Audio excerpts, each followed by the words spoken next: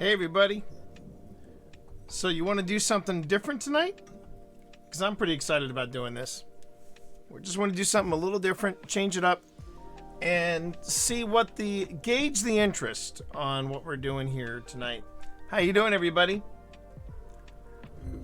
It's something different with the Tea Monster, and I am the Tea Monster. How are you? Good to see everybody in stream. By the way, I want to give a quick shout out to Lo-Fi Sounds with Liana. This is an original lo-fi that was mixed together by Liana Rupert. She is one of the I'm blanking on it now. Oh, community managers. She's one of the community managers over at Bungie, and I met her during Project Opportunity, and she was an absolute delight to meet. And I wanted to do something a little different. I wanted to do something that involved this, which is what we talked about on the last 5-Minute Paranormal. This is the Canon XA11, and I have some evidence to review from this weekend. So I said, you know what? I'm really not feeling up for it today. Today was a hard day. There's no other word for it. Today was just a hard day. I did want to, before I jump into things, I did want to say that I'm very happy to hear that Amaranth is getting both some psychological help as well as some legal help in what she is facing. It could have picked up. And I am very happy that she is taking control of things again, or that she is taking control of things. And while she may be on an upswing, I was kind of on a downswing today. I don't think there's anything else to really talk about it after that. I will bring everybody up to. I'm okay. I am okay. Now, Mike, if you're trolling, I'll give you a pass on that. But if you don't know what I'm talking about, just say seriously, T, I don't know what you're talking about, and I can bring you up to speed on the Amaranth thing. But it's nice to hear that Amaranth is okay. It is nice to hear that that she is kind of getting a handle on things with her, and I'm happy for her. I'm happy. We're both serious. Oh, okay. So, if you didn't know, I'll go ahead and bring you up to speed real quick. Long story short, Amaranth basically came out this weekend and said that her husband, which nobody knew existed, had been basically abusing her. Not so much physically as it has been mentally. I've not seen any clips of the stream. I've only heard no, it's okay. I can bring you up to speed. I've only heard what was going on with her through news sources, but basically she just came clean on her stream. Said that she was married, which nobody knew she was. It was her husband that put her up to streaming, and basically said, if you stream, you're gonna stream like you're single. And so that was kind of a revelation when people were like, whoa, she's married. He apparently controlled all of the finances. He was threatening bodily harm to her, bodily harm to her pets, namely her dogs. It was a mess, and she just came out and came clean and came full tilt. She played, I believe it was a recording of her husband berating her. It was a mess. And that all happened during the weekend. And there was a lot of polarization across the web. Which is sad because this type of abuse should not be polarized in any way, shape, or form. It was also one of those things where, as much as I'm going to be the first one to say this, if I was skeptical in any way of what was happening with Amaranth, I was more concerned for her well-being regardless. Mainly because, hey Sonny, how you doing? I was I was worried for her well-being, mainly because if this was a stunt, and I do say that, if it had been a stunt, that was a stunt you don't come back from.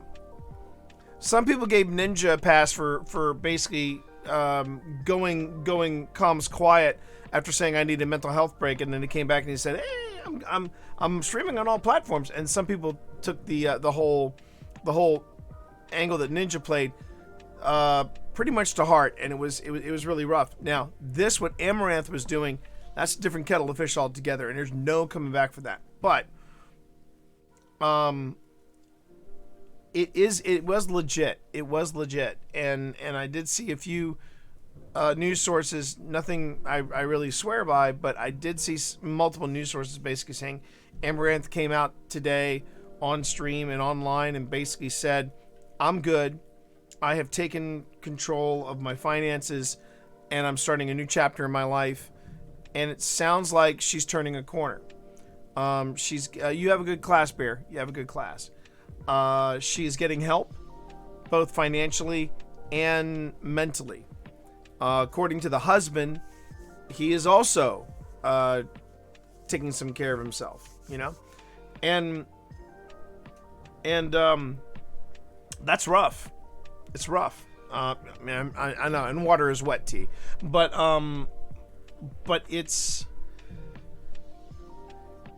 it was brave of her to do what she did, and I acknowledge that, and it's something I am in great respect of with her in that she felt confident enough and strong enough to at least take a stand against it. And even she realized when she looks back on the relationship, she was like, "What was I thinking? I should have done this sooner. I should have done this sooner." But that's usually what happens in abusive relationships, is you don't realize damage is being done until damage is done.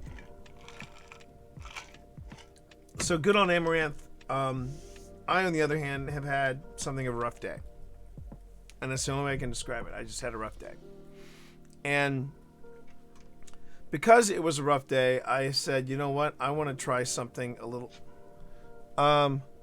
Good to see you on here. It was a pleasure meeting at TwitchCon with Perception Studio. Oh my god. Oh my god. Oh, a Goody Good Gaming. Yes. Yes, I remember you. How are you? Oh, and you're coming in and doing the lurk. No problem. Thank you for the lurk. I appreciate that lurk. I appreciate that lurk. I also appreciate the heads up that you're lurking.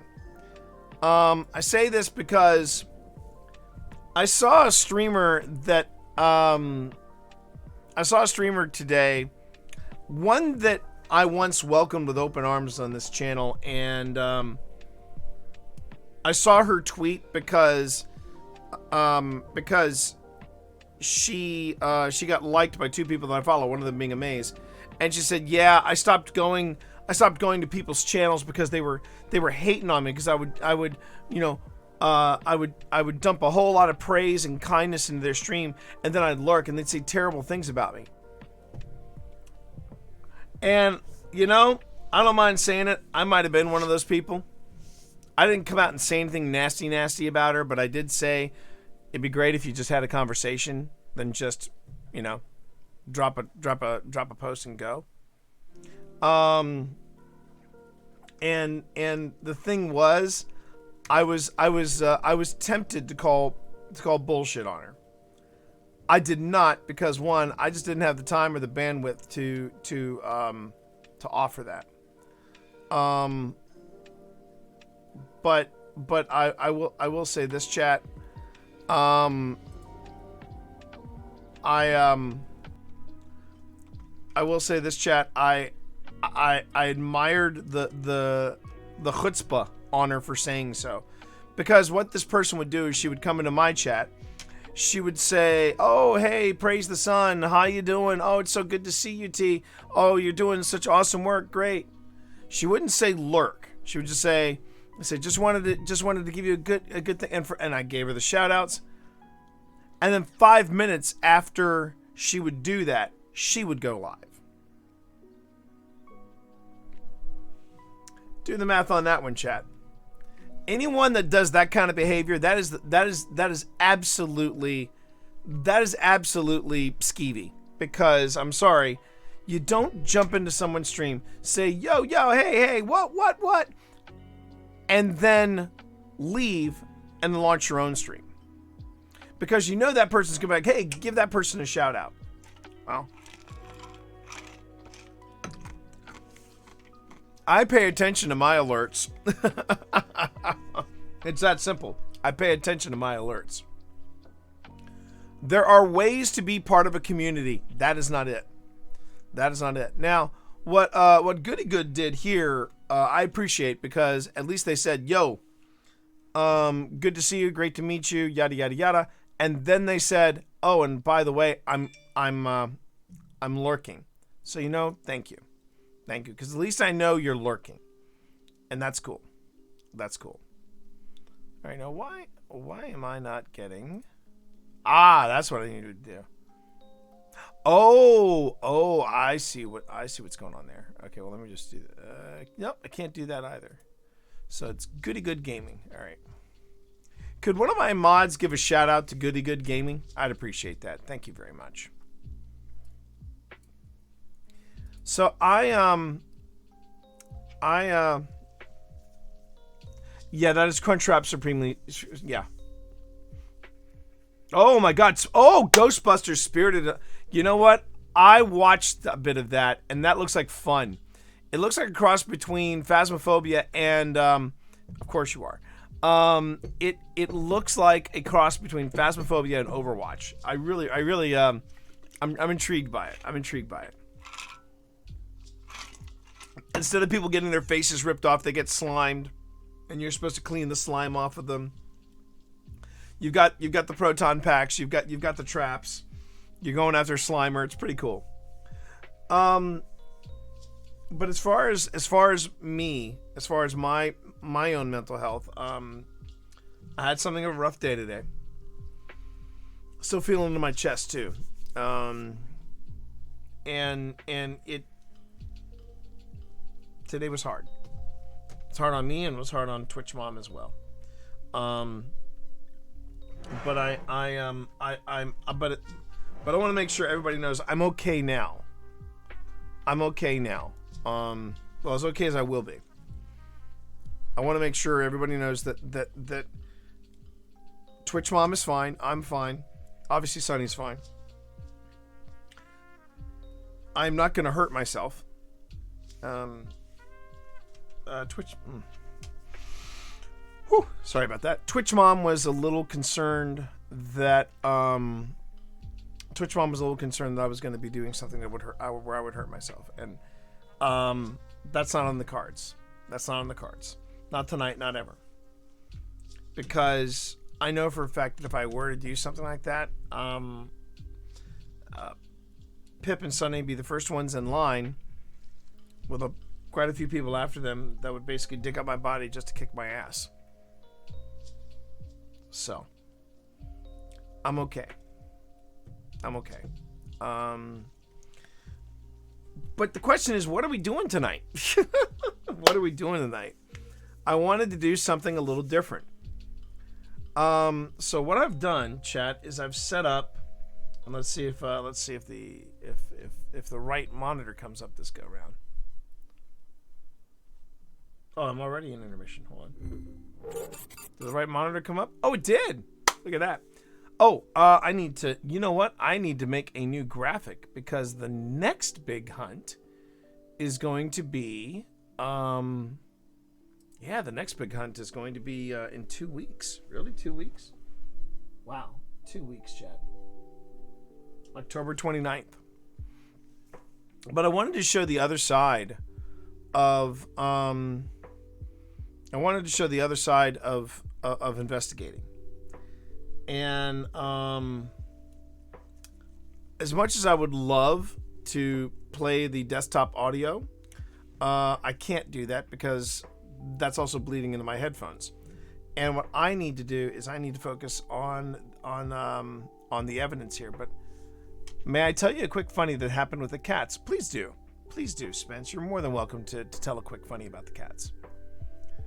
My cats do not like me drinking scotch. They just knocked my brand new bottle of Monkey Shoulder off the counter.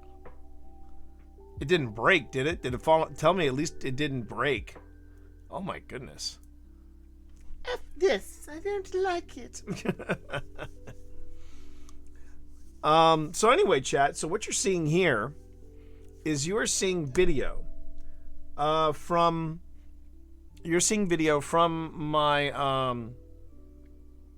from OSI's investigation of the candy factory. And the idea is, anyway, the idea, chat, is that I'm going to be doing a deep dive into this and finishing up. Actually, I won't be finishing. I'll be finishing up the candy factory, and then I'm going over to the Crescent video after this.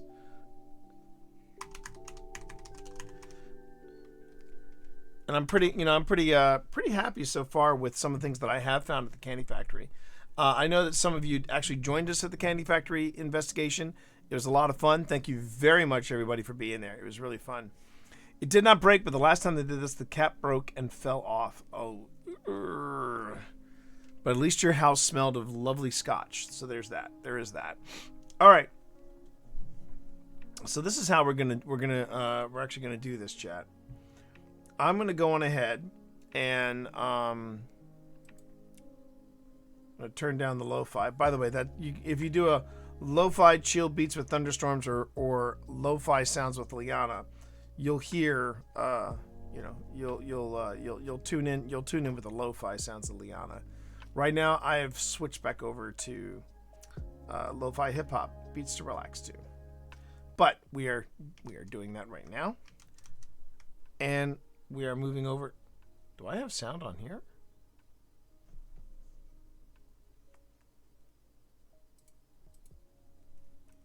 I still hear it. How do I... Is it that soft? Wow. If you turn the desktop... Well, the problem is, too, the desktop audio, I believe the desktop... I still have some sound here. That's what it is. That'll do it. I believe the desktop audio will also happen with this because I do want you to hear the audio from here. So I've got it under control now. Thank God I wrote a book on this. All right. So first little bit, which is kind of cool, is this. So I'm going to go ahead and start playing this. Maybe. Oh, wrong window. An EMF hit, because it also picks up EMF changes. Again, if you were to ask me what's the scariest thing about paranormal investigating, I love this. It's going back and reviewing the evidence. Now, watch behind me, by the way, though. Because we were picking up stuff after our first investigation here, and I thought it was pretty quiet. Nothing happened. Keep watching behind me. Like moans. I'm picking up groans. Oh, boy. Here goes. Oh, we were supposed to tell you. Oh. Sorry, friend. So, if you didn't know this, and if you were with us during the investigation, you might have heard me talking about it. But there is this device that we use in paranormal investigation to let people know, yes, there's something here, or there's something that's within reach. And you just saw it. It's a cat toy. It's a little cat ball.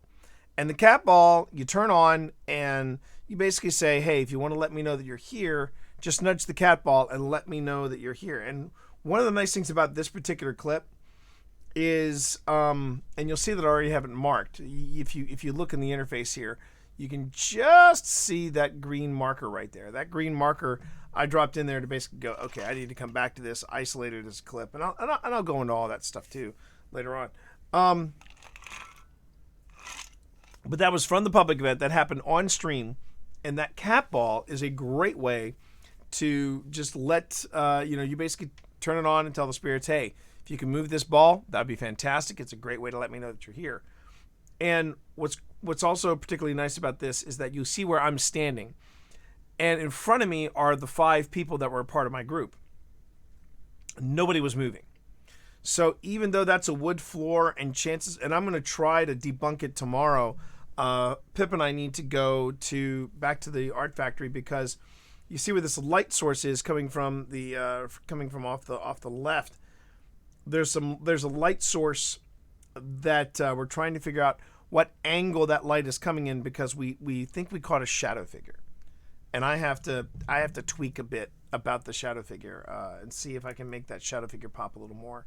The shadow figure was actually popping on Pip and Tina's video, and Tina basically had caught it right by that soul piece with the masked wrestler over there.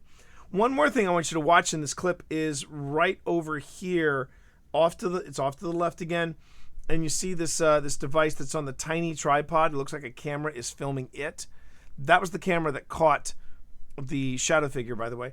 But that right there, that is Big G or our laser grid. And I can actually tell you which specific laser grid it is if you just give me a moment.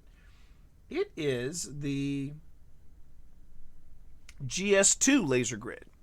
The GS2 laser grid. And the GS2 laser grid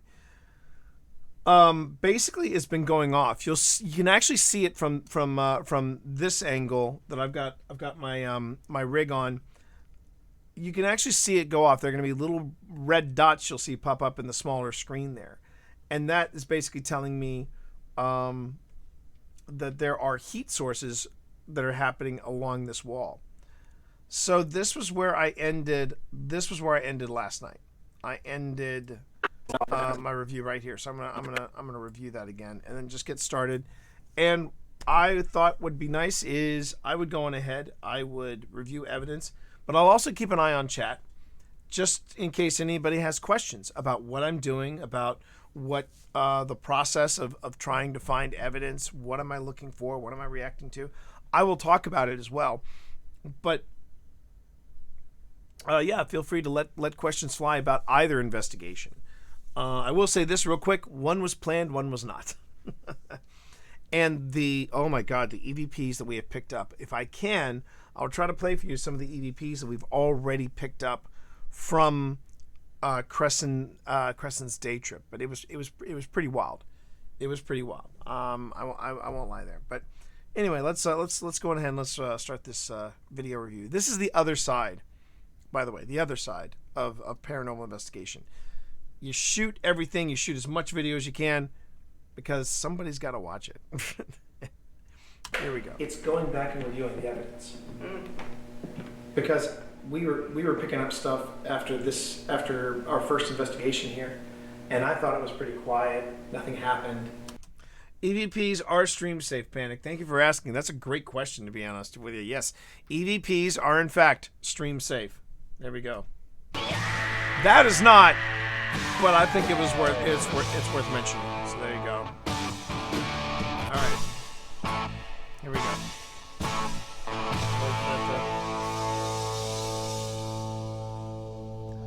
Wait for that to calm down, and here we go.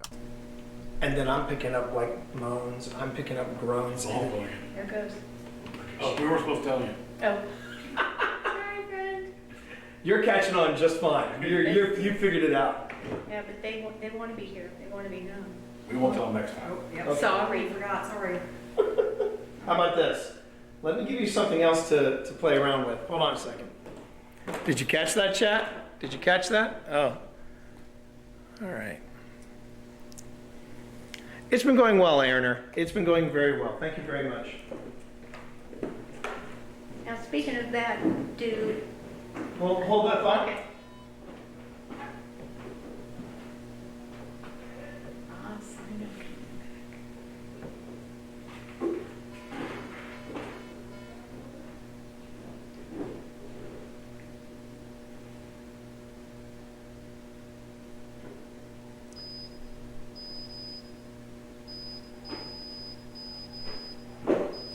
What's that?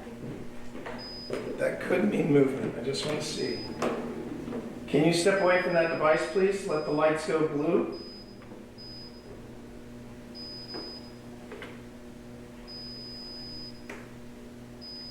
So that's detecting a temperature change. Yeah, that's a temperature change Which right means there. it's saying that it's getting cooler. And the problem is, chat, I put it underneath. And I put it very close to where we were detecting. I'm detecting temperature changes on G as well. And you can hear it. You can hear the AC kick on. And the vent is right above there. All we know about this area historically, is that this building's sat on the same area as a Civil War encampment, and I believe it was Confederate. It was Confederate.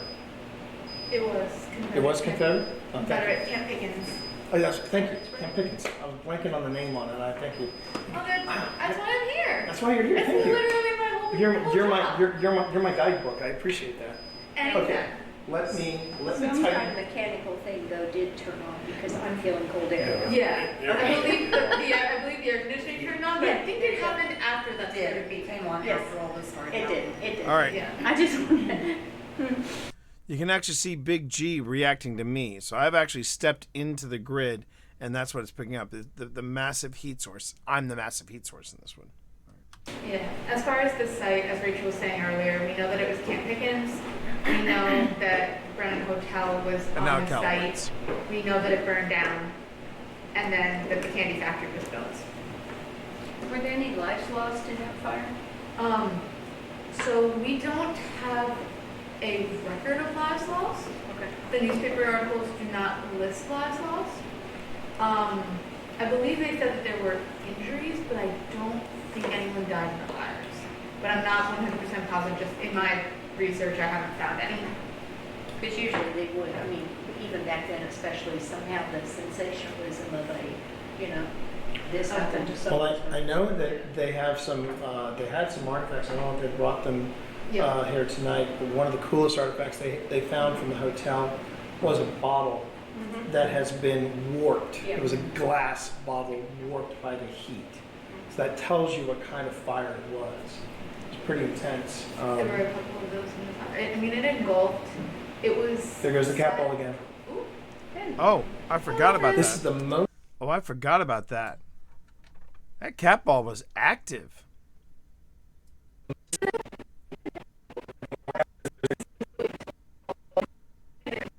Now, if anybody's curious, would the cat ball have been triggered by the air conditioning?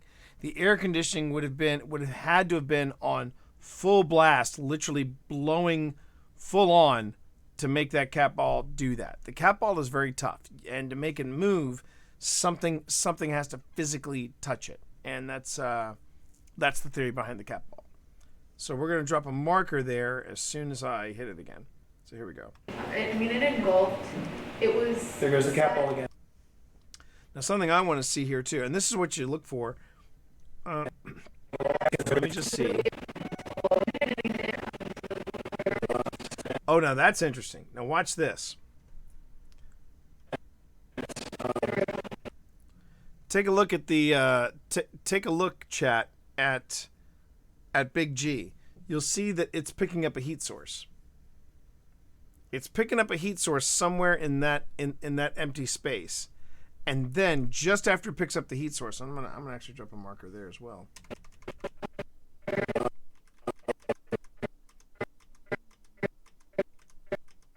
There you go. So it picks up a heat source there, and then immediately after it picks up the heat source, A couple of those in the fire. I mean, it engulfed. It was. There goes the cat ball again. that's neat. That's neat. Hello, friends. This is the most active I've ever seen it. So hi. I see you're digging the cat ball. Very cool. Not only do I thank you, but my chat thanks you as well. And I'm behind the camera, so, So, nothing was near that to kind I've got of even several vibrate different ways the that you floor can reach underneath out and it. talk to us. I've tightened up the zone on that black triangle a bit, but you see those blue lights? You can actually go up to those and make those change color as well. Did you want to go on ahead and please for me and my friends here? Do you want to make the red light or the green light go off? You don't even have to touch the black box. You just go right up to that triangle and it will let me know you're here.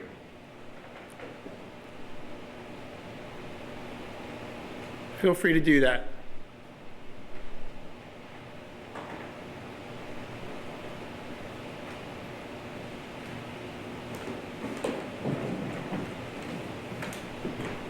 how it walked away.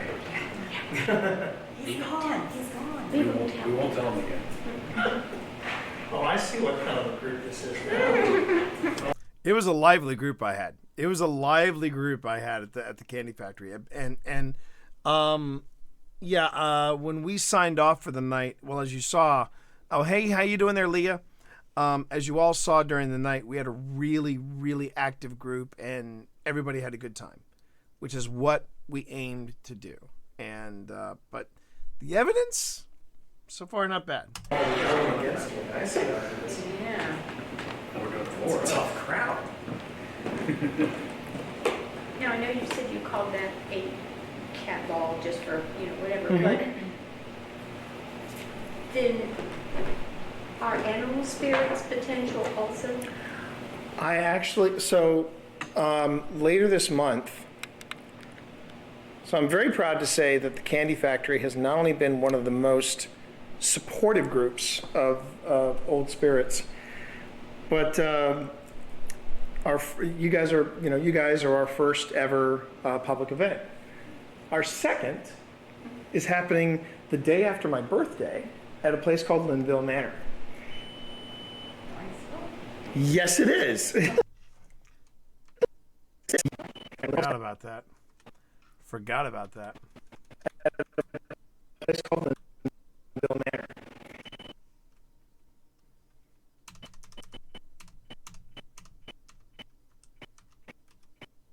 How are you tonight, Leah? Hope you're doing well. Gonna drop a marker there too, chat. Okay. Yes, it is. Now, let me see real quick. I just want to see.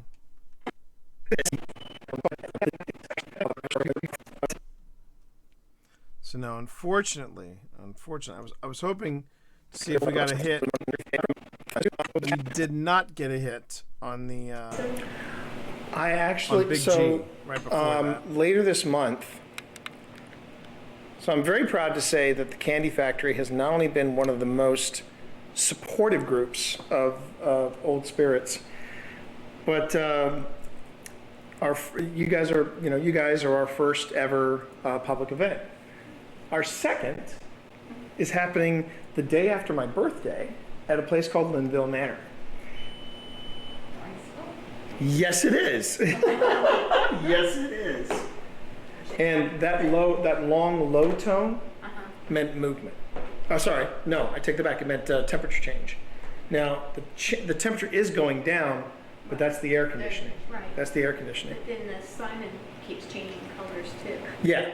It reset. It reset. And it could be even cooler over there because the thing I'm noticing is that I placed Simon right over the right underneath the vent.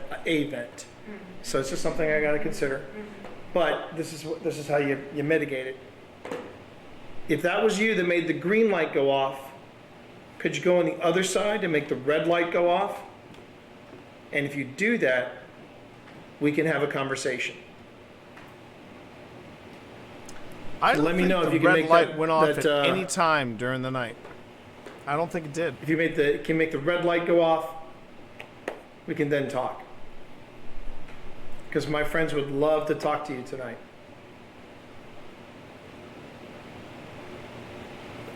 And while we wait, so you were asking about animal spirits. Well, Wynn, the guy who owns Linville Manor, he says he has a ghost cat there. And I was like, okay, Wynn. And sure enough, I didn't have a camera on it. It was a personal experience.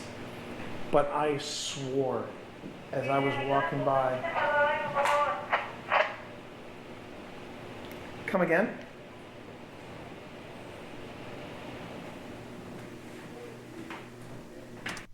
So it turns out we were sharing the same signal as the walkie-talkie across the street from the Mexican restaurant. It happens. In relation to the fire, it burned so hot because there was an excess of gunpowder being stored in some of the buildings. Afterwards, there was an ordinance put in place that you can only have a certain amount of gunpowder in each building, and the buildings need to be made out of brick instead of wood. Wow. But so that is part of why the fire burns so hot. was the sheer amount of wood and. We got another change in Eddie, and this time the vents were off. That's interesting. But as I was walking by the kitchen, no, I was sitting in the parlor, and in the corner of my eye, I saw something, and I turned, and I swore I saw something about down to the ground, cat size, go underneath the table. And I'm convinced that I saw my first ghost cat. So, Well, there is a theory that if you have an animal at home, especially a cat, and for some reason they start looking at a corner, now there's nothing in the corner. It happens all the time. It happens all the time, right? yeah. But that supposedly means that they are able to relate to, see, feel, whatever the word would be, a spirit of some sort. Could be yours, I mean, I mean, cats do it every night when I go to put them in the room. Every night, they both stop what they're doing and stare. There was. at the- and I do believe, I've seen, my cats have done this, and I do believe that I always say hello to whoever because they Never freak hurts. out. Well, the thing is, there is one of my. So I have 4 favorite ghost shows that I think are go-tos. Portals to Hell, great show, terrible name. The original Ghost Hunters, although I kind of pine for the days of the original Ghost Hunters because I felt like they debunked more. They debunked more in those first few seasons. Although they also picked up some stuff. There's a clip for the Ghost Hunters where they picked up something at St. Augustine Lighthouse, and ever since that episode, I've always wanted to investigate that location. And then there's Kindred Spirits. Yes, I love that. Love Kindred Spirits. Again, Ghost Hunters alumni. And the 4th and final one, without a doubt, the Ghost Brothers. They're not Ghost Bros, they're Ghost Brothers. It's 3 black guys. Jack works with them sometimes. Yeah, Okay, yeah. And they're so much fun to watch. Oh, look at you. Supposed to do the red side. Can you make that red side go off now? And make note, the AC is not going off. Not bad. Not bad.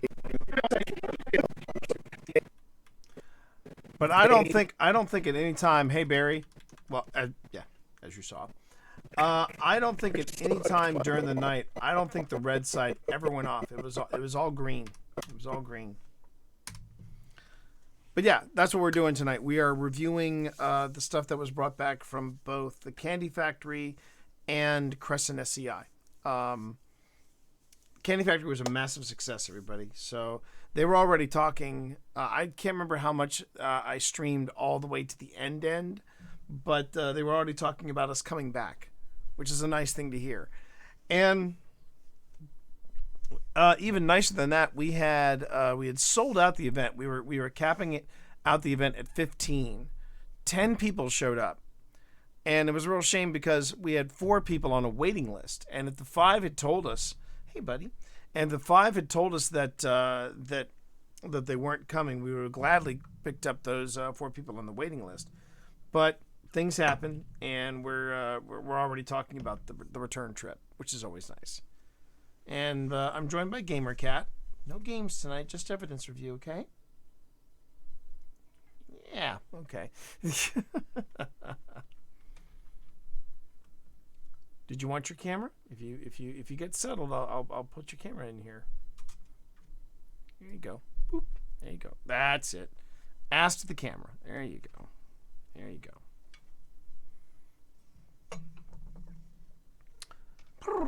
Yeah. He's been really talking. Well, I will say this, chat. The cats were not impressed that Pip and I were gone for like 2 nights, 2 days and 2 nights. They didn't expect that, and he's been kind of clingy since I got back. Anyway, so we had another hit with Simon. That's great. The Eddie also went off. Also great. And let's continue on.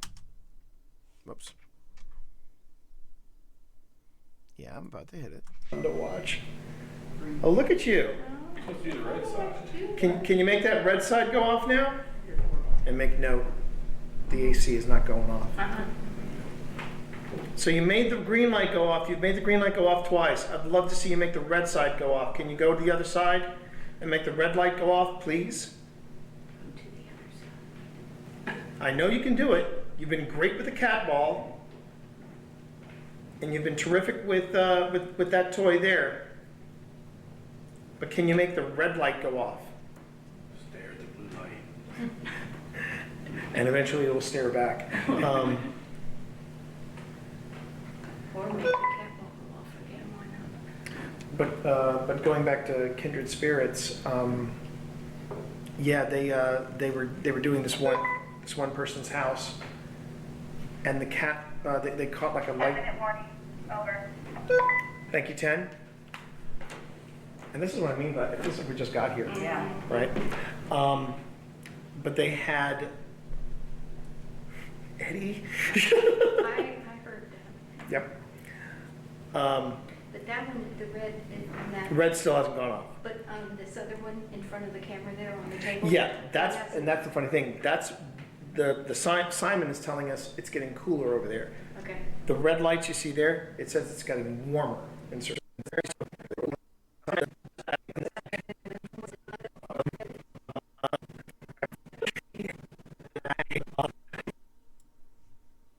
Sorry, Chad. I just want to see something.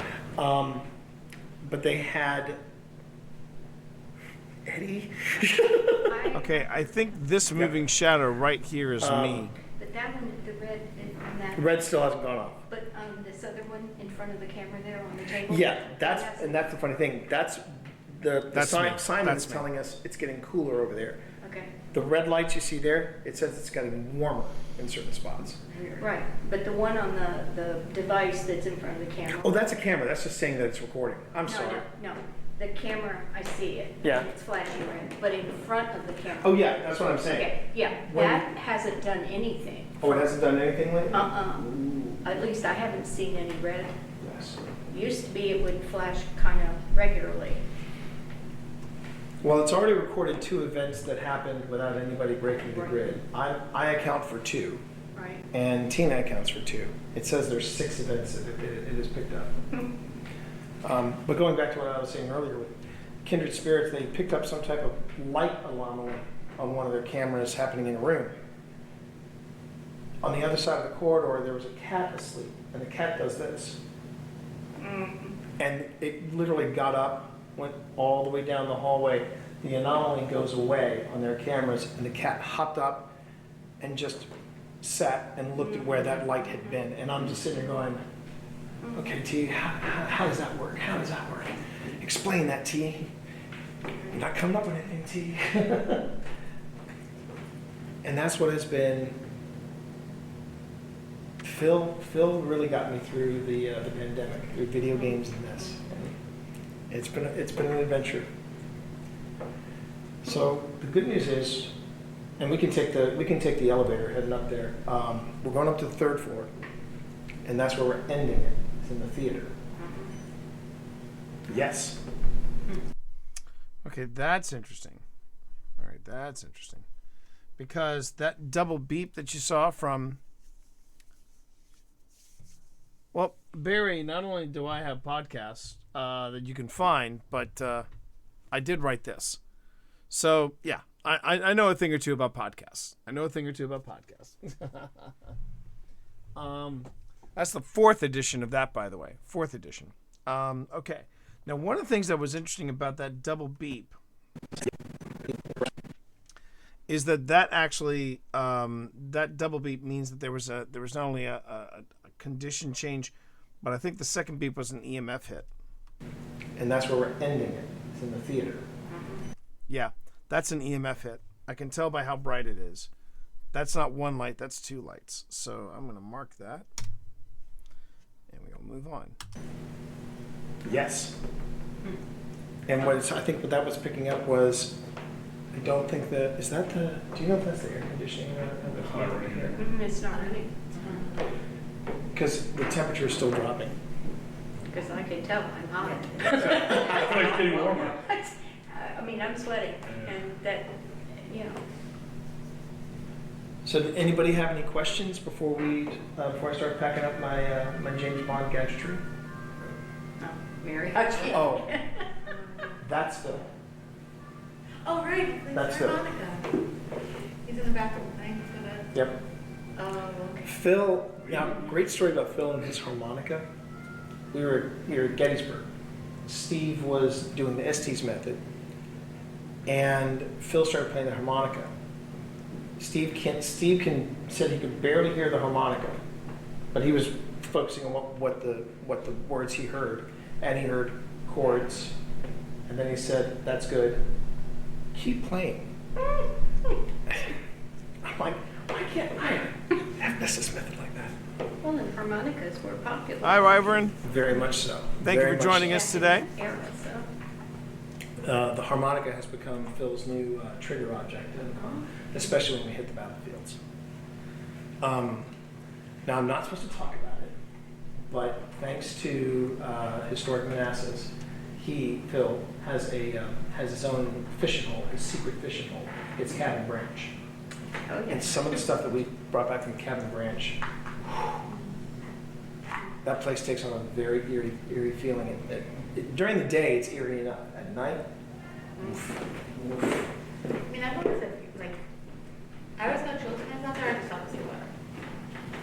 Well, and what's happened out that way? So it was originally, it was built to be a U.S. Army fort or a U.S. fort during the Civil War. However, there's no evidence that it was used as a fort. The theory is that it was built because it's right next to the train tracks.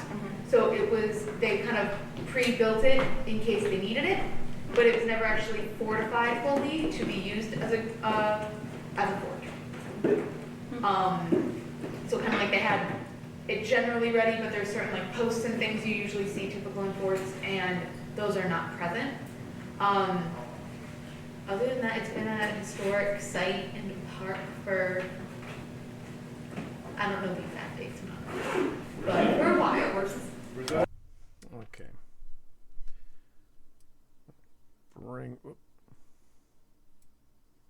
No.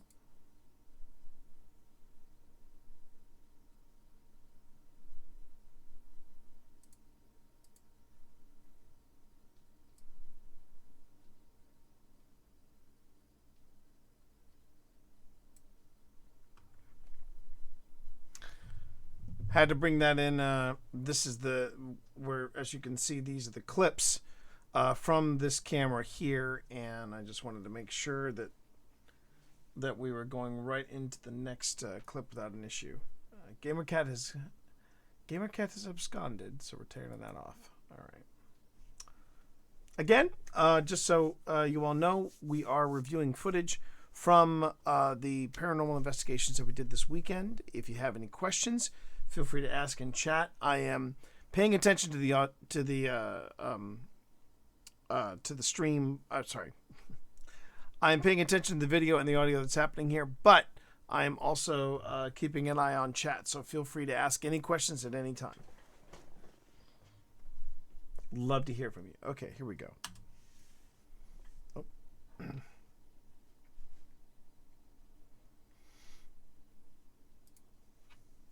Cabin Branch? Cabin Branch. Where's that at?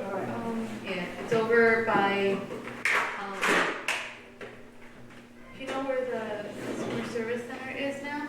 Over with the old DMV? Yep. If you turn kind of behind that towards, they just put up a hotel back there. Gateway, some boulevard. Yeah, thank you, Gateway, back over there. There's a pond, the board is behind it. You wouldn't think that that's a place where there's a old historic. It's No, really it doesn't. Yeah, it's near the airport too. Yeah. There's also an eagle's nest out there, which is Yes. really cool. They left. That's, No, there's not. It's still, are they still there? Yeah, there is. Looks like there's not a park back there that was. because I done know with there's rotary. big controversy that, you know, they were cutting things down and all, and that was going to disturb the eagle's nest, and, you know, there was a bunch of, again, controversy about that. I have a friend who lives there, that's where her house is, and she lives there. We've been down this road. Because she's not from this area originally, so when we were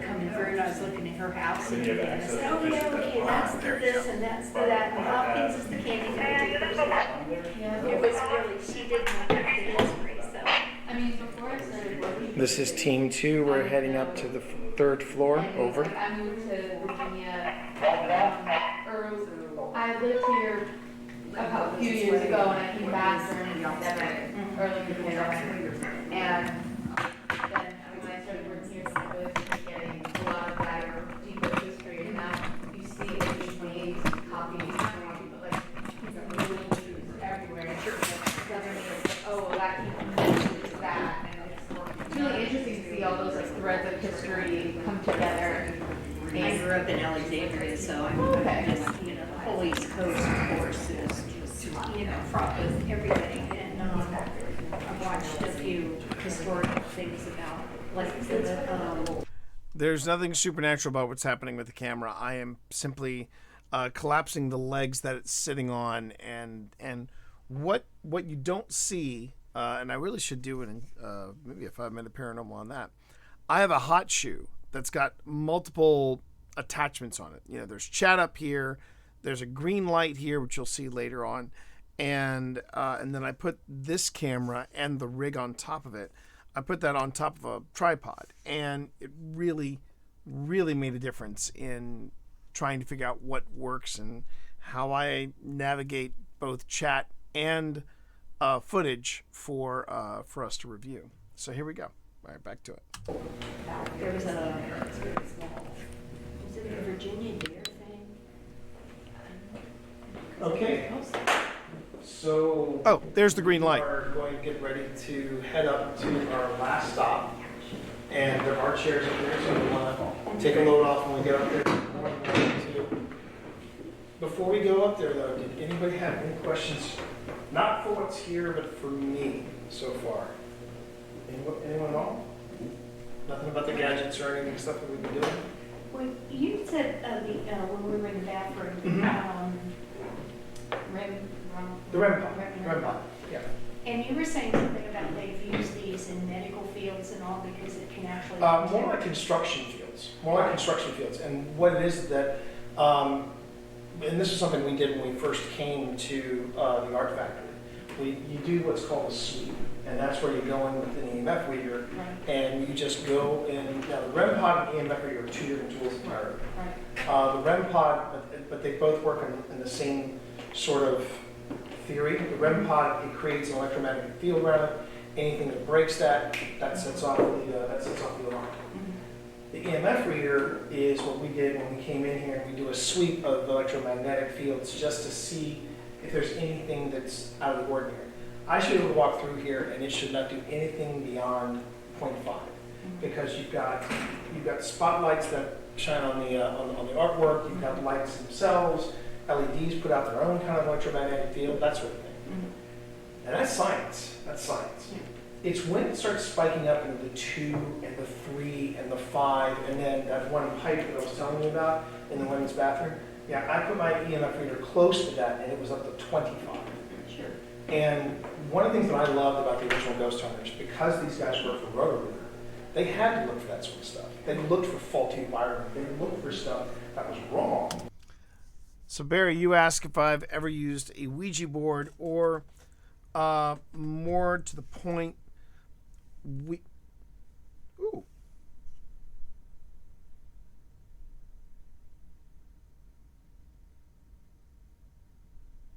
Hold, please. All right. Looks like I'm going to be on the homepage with Steve in a couple of weeks. So, let's go. Hail to the king, baby. Okay, so going back to using a Ouija board. First off, Ouija boards are specific to Parker Brothers. I just want to throw that out there. Ouija boards are specifically something that that Parker Brothers marketed. They are also commonly known as spirit boards. The problem with spirit boards that both Phil and I have said, it's going to be highly unlikely if we ever use a spirit board on old spirits or on any of our investigations, is they tend to open doors that can't be closed as easily. When you have a spirit board session, in theory, when you have a spirit board session, one, no one is supposed to be pushing the planchette anywhere. That's the first thing. And especially when you get a group of people together, you don't, it's that temptation of, I'll just give it a nudge, I'll push it, something like that. It's a tricky device. But the second thing is a spirit board. If you don't remember to close a session, and technically it's supposed to be the spirit that's working the planchette. The spirit is also supposed to be the one that's supposed to close it. You just can't shove it over to bye and then or goodbye and then it's done. So yeah, that kind of, you got to tread gently with spirit boards. You've got to tread gently with them. I've seen people who collect them, and some of them are absolutely gorgeous. The guy that I mentioned earlier, who runs Linville Manor, Wynn, actually has a spirit board under glass, and it's signed by everybody from Kindred Spirits.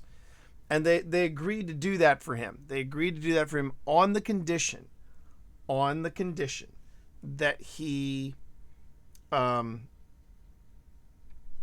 retire the board and make sure that nobody could use it.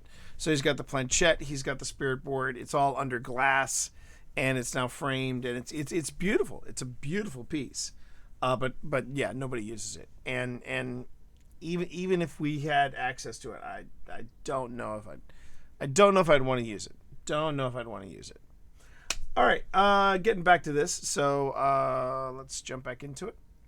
Now this is me. Now just so you all know, this is the most talking I think I would ever do at a investigation, because this is what is called a public investigation. The public is paying to be a part of it. They want to know more about it.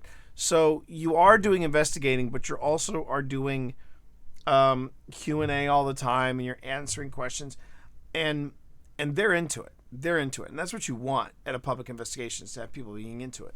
But the reason I am carefully watching all of this is that at any time an EVP could happen. At any time, even in the middle of the Q&A. So I just have to review it, be meticulous about it. Yeah, and we'll do that. All right. Okay, let's get back to it.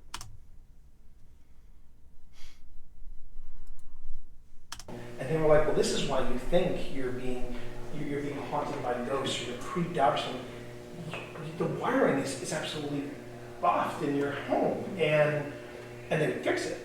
But then what's really compelling about stuff like that, going back to this the investigation I was talking about Crescent, when we were in solitary confinement, Phil had a REM pod, and he had it sitting there. Now there is no power in this place, none at all. This is an abandoned prison, and that REM pod started going like crazy, and we caught it on film, and it was amazing. And 10-4, good buddy, dumbass. Well, no, I thought you said something about in some form that some of these things are like used now that they could almost detect cancer. No, high electromagnetic fields have been known to cause cancerous tumors. Cause, not detect. Not detect, cause. Very different thing. And yeah, it's one of those things though that in paranormal investigating, whenever you go to a space that you don't know, it would help to do a sweep of the place just to see if there's any kind of weirdness. And what would be classified as weirdness is we would go and we did a sweep of this place, and it was just 0.5, 0.1, 0.5, then suddenly it goes 2, 3, 2, 0. It's like, that's interesting. So yeah. Hey Phil. Hey T. How's it going? Are we crossing? That's interesting. Okay, we got to make sure. I got to go back. I got to go back to the stream itself, and we have to clip this moment where Phil and I actually cross the streams, where I'm filming him on Twitch and he's filming me on TikTok. That was fun. Okay, so let me go here. This is first floor gallery. Okay. I'm going to duplicate this. I'll call it third floor.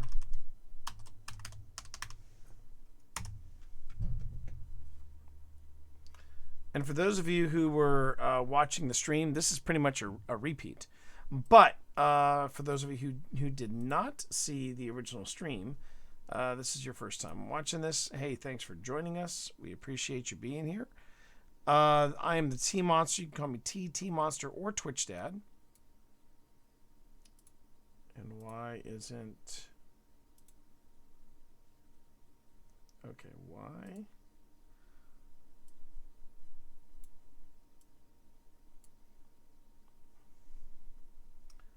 My mouse is acting a little, well, actually not my mouse, my PC is acting, there we go. My PC was acting a little squirrely there for just a moment.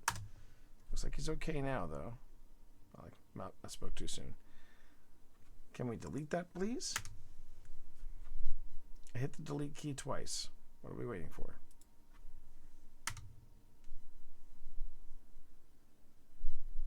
No, that's not what I was asking.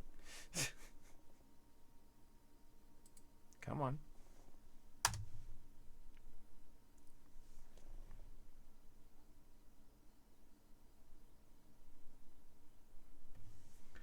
Once my PC gets caught up, I thought it was behaving, but it's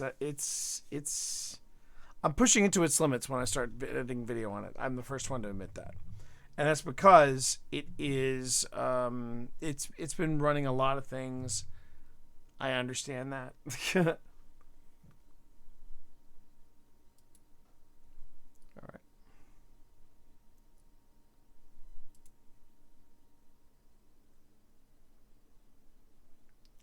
Still hasn't decided what it wants to do here. Oh, there we go. Finally. Okay. Now we're going to save it. Okay. And then...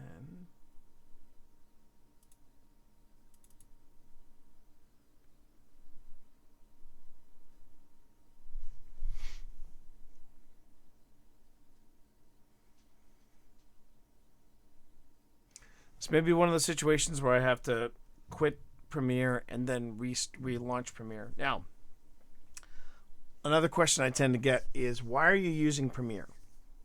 Why aren't you using something a little more free, for example? Why aren't you working with something open source? The main reason I work with Premiere is because I know where everything is.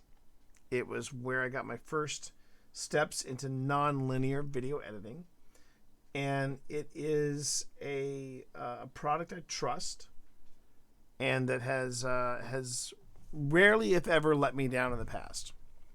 So I'm a big proponent of the Adobe Creative Suite. I love working with it.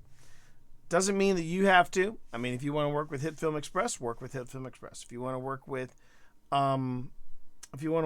other non-linear editors, by all means. Work with those non-linear editors. Okay, I'm going to go on ahead and close this just to see if that helps it at all. Sometimes it just helps to give it a nice little swift ghoulie kick, and then we'll start again.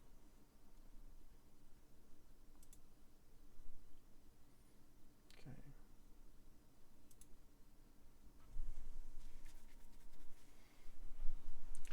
And I also love some of the higher functions of Premiere. It just works really well for me as an application.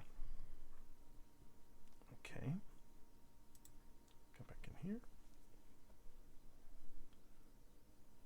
Et voila. Oh, maybe. There it is.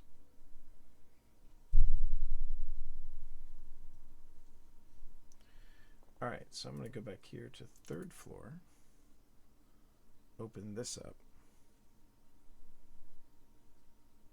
It should pop in right here any moment now. I think it's still thinking about the first floor gallery right here.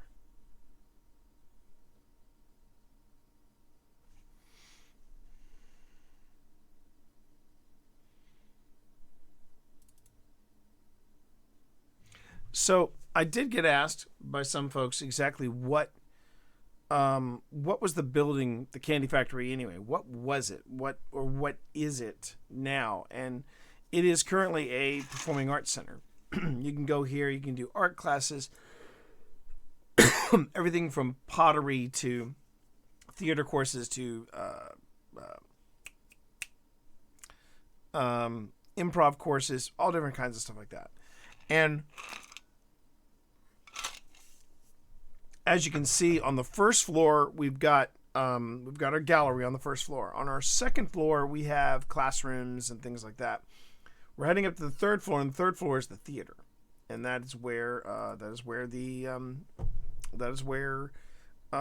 different productions happen. The aforementioned improv classes happen. So yeah, it's a neat building with a lot of history.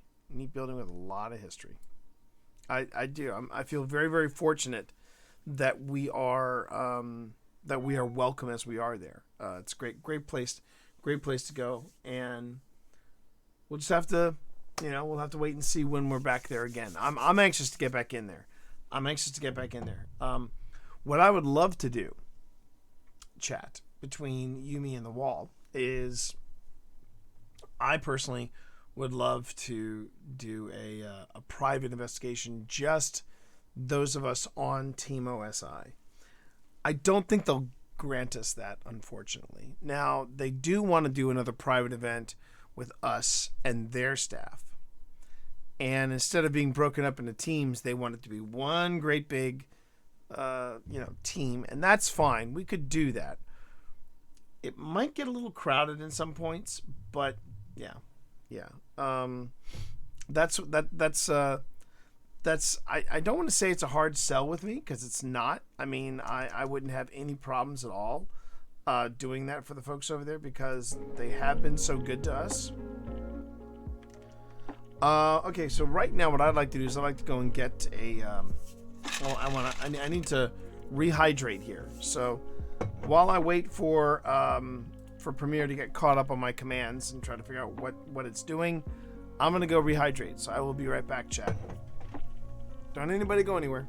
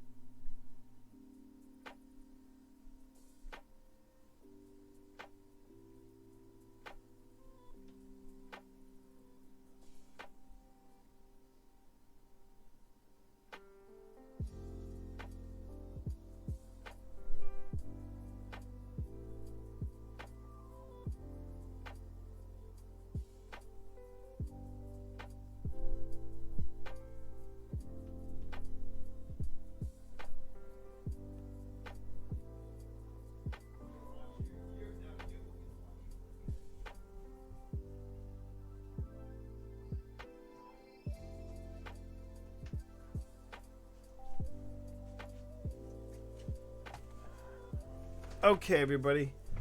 Act cool. I think my wife is coming into stream soon. So everybody just act natural. Thank you, Wyvern. Thank you, Wyvern. I appreciate that. All right, let me go on ahead and let me... All right. Okay, good. So we're going to delete that. Or do I need to delete it from here? Not sure exactly why my hang on. Just give it a little bit of atmosphere. Not really sure why Premiere has suddenly decided that it doesn't want to. Ah, there you go. Why it suddenly slowed down like this? I'm sure if I just did a quick restart, everything would be hunky dory. But yeah, when you see that, when I see the selected area, just kind of suspended like that, and my cursor's over here, yeah, that tells me that my PC is now saying, okay, I need to catch my breath. Do you mind? And anyway, but I did rehydrate everybody, so I got that going for me, which is nice. Okay. Let's have to wait for this to get caught up. And chat, I hope you're having a good night. I hope you're having a good start to the week. It is the other reason I did decide I wanted to try this tonight instead. I heard that things were a little dicey for the beginning of the season of The Lost. I've been hearing that there's some things that you're doing now in stream that, well, they're not quite counting towards the actual goal that you're supposed to be doing. So that's kind of a bummer. And I said, okay, I think I'll wait until Thursday, dive into Destiny then. I will be flying solo, though, because Steve is out of town. Steve's out of town. So no Steve this week, unfortunately. I know for some people that that's kind of a bummer. But you'll get me, and maybe you'll also get some of the Phil Rossi Scream team. That's our game plan anyway.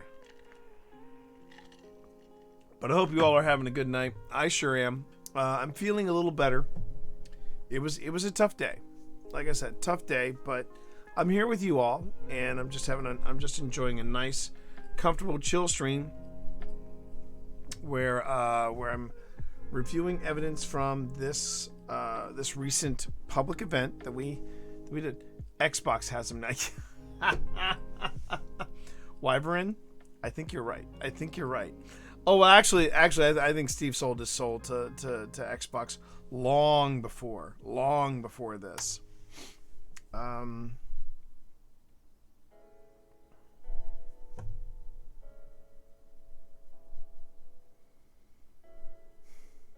wish I knew what was slowing down Premiere so much. I hope it's not. No, it's not that. That's kind of that'd be kind of stupid to make that assumption. It should not be this slow. If it was truly this slow, I wouldn't be able to access other things and stuff like that. But this is getting a little on the redonkulous side.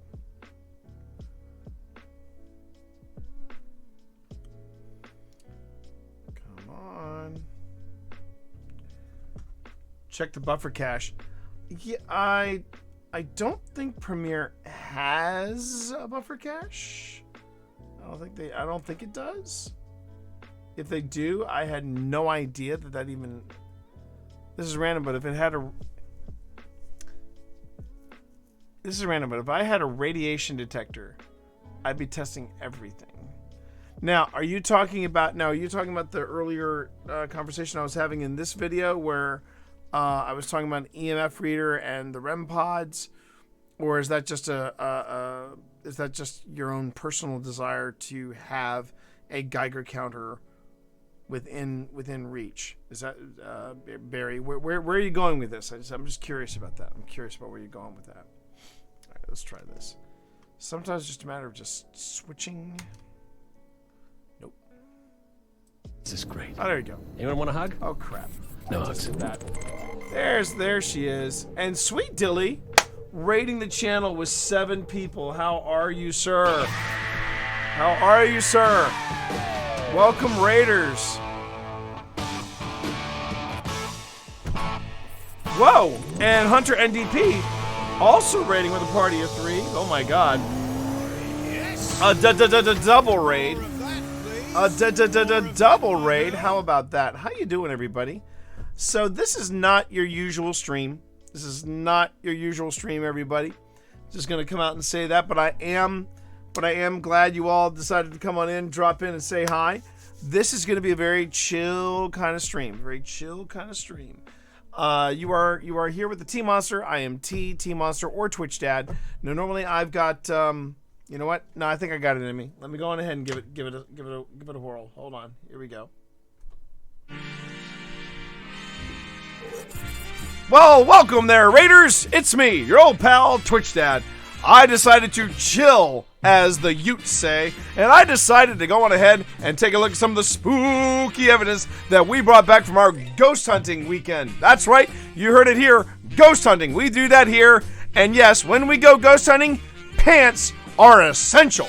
Why? Because they won't see it coming if you've got the brown pants on, if you understand my meaning. Yeah, just a paranormal tip from me, your old pal, Twitch Dad.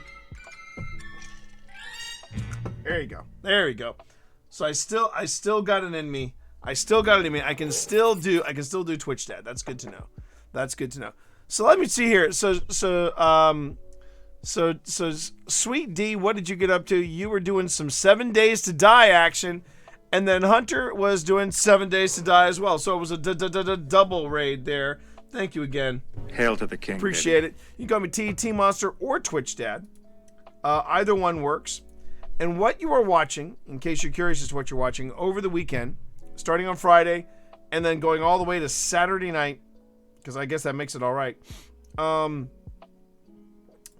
I was engaged with my buddy Phil and our wives, Tina and Philippa, and the 4 of us held a public ghost event at this place called the Candy Factory in Manassas, Virginia. And then the next day, we packed the car, went out to Crescent SEI, which is a former tuberculosis ward turned insane asylum turned medium security prison. So it got all 3 in one spot. And we did a daytime investigation of that place. And if you're curious as to what is this all about, well, when I'm not doing this, when I'm not playing video games, I'm doing this. This is a thing that we do called Old Spirits. It's called Old Spirits Investigations. And what I wanted to do is I wanted to review the footage from the place that we visited, which in this case it's this time it's the Candy Factory. But then alongside the Candy Factory, we also visited a place called Crescent SCI. And what you're seeing here is the other part of paranormal investigating that you don't normally get to see. And that part you don't normally get to see is, in fact, where you sit down and you have to review all the evidence, provided Premiere lets you. Medium security, I feel like this should go all out every time. You would see, Barry, that's the difference. Medium security is for some...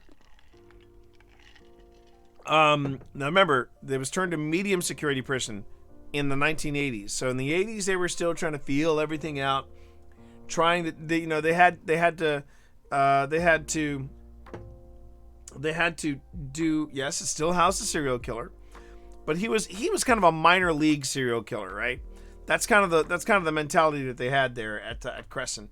But it was so back in the 80s you had low, medium, maximum, and then you had the supermax prisons. And medium security prison is where they introduced chat solitary confinement. Now, when we went there at night, me and Phil Rossi, we had access to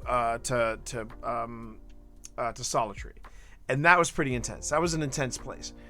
During the day, though, solitary confinement was in fact closed, so we couldn't get access to it. But we had access to some other places. And provided Premiere behaves, because it was behaving earlier, and now it's just really lagging on all of my commands right now. Because it's lagging on my commands, I'm not sure how much more I can push the engine to make it go. Because right now it's not even. Oh wait, no, it is saying yes. Okay, so it's there. So it says it sees the clip, so that's good. Now let's just see if I can get it to go back to the beginning. Ah, there you are. There you are now. All right. So I believe this is where we're getting ready to go.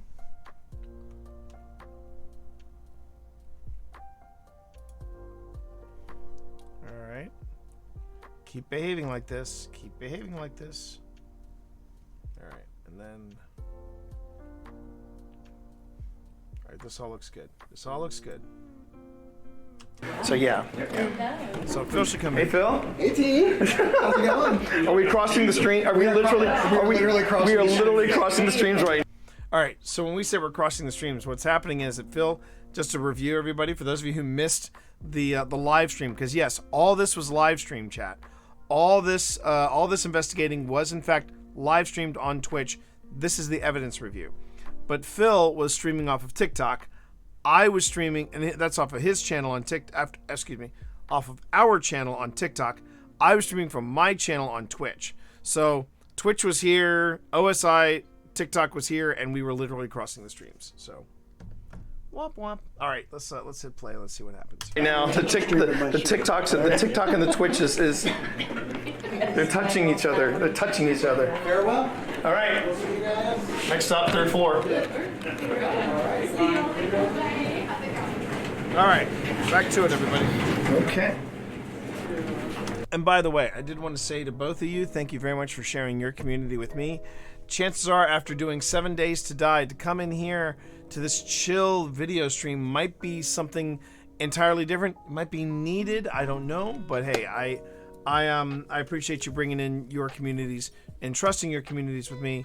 It means a lot. Thank you very much. I should also say too, chat, if you all have any questions about paranormal investigating, about the equipment that we use, about what we're doing, about the space itself, the art factory, and then later on when I get to that evidence, Crescent SCI, don't be shy. Feel free to ask. It's why I'm doing this sort of thing. It's nice to see the other side of paranormal investigating, where you actually capture evidence and then you review it. That's the investigation part of paranormal investigating. All right, here we go. And by the way, since this is our last stop, I gotta say, it has been an absolute pleasure introducing you all to this. This is fun. And It is fun. you know what? I don't know what it is. Something about, I really believe it's because of all the bad news and all the headlines we're getting about death tolls for COVID.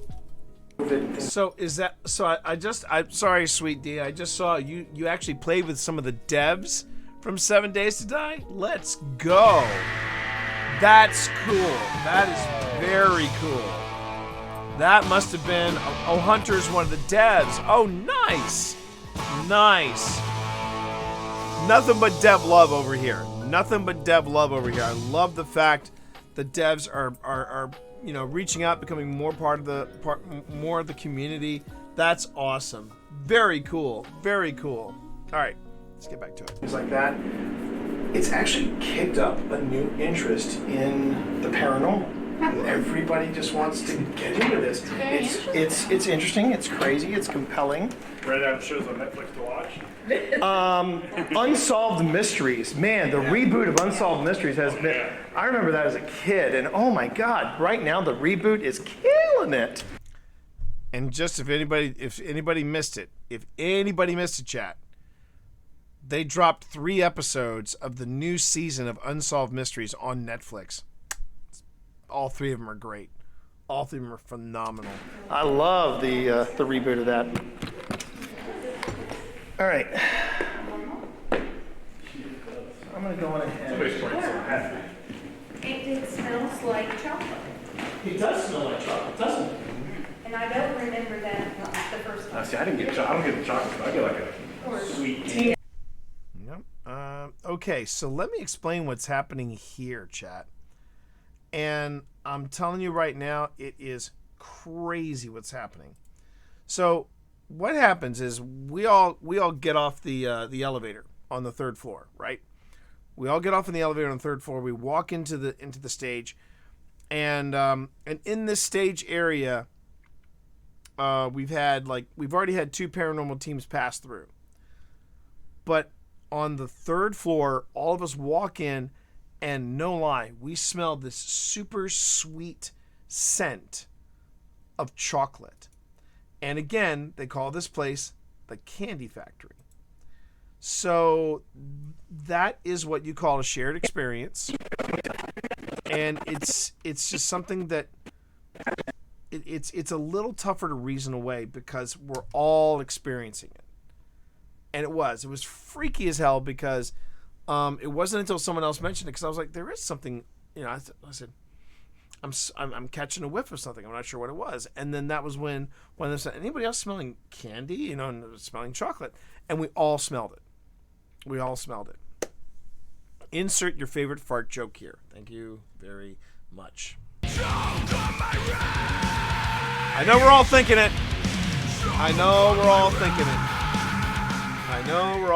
it. Okay, so let's hit play again. Somebody's pouring some happy. It smells like chocolate. It does smell like chocolate, doesn't it? And no, I didn't fart. The first time. See, I don't get the chocolate, but I get like Or- a sweet tea. Team 2 to Team 1. Phil, are you there? Like a taffy. Yes. Maybe a lot of hard candy. Phil, did you or any of your teams smell chocolate or sugar on the third floor? Making me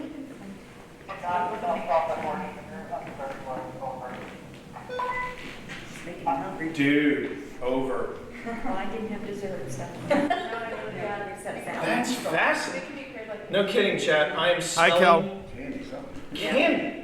The first thing. You're right. It's the first thing that hits you. Yeah. So I'm That was wondering crazy. if it was one of the workers That's from the crazy. candy factory. Okay. So here's the thing, chat, and this shouldn't become as a surprise. The third floor, which is their theater, is one of the more active spots. The entirety of the third floor is really active. And there's the old adage that, yes, every theater has a ghost. But it'll be interesting to see if we do pick up, on at least on the video, any signs of EVPs or the like, because we did pick up a couple of EVPs last time. So I'm excited. I wanted to make sure that if Phil started on the third floor, I wanted to end on the third floor because that's the actor in me too. I just wanted to be able to experience that. Okay, let's review the evidence, shall we? Here we go. The reason I wanted to end on the third floor, I used to be an actor in a former life. So, shocker. And I wanted to make sure that I ended because every theater, it seems, has a story.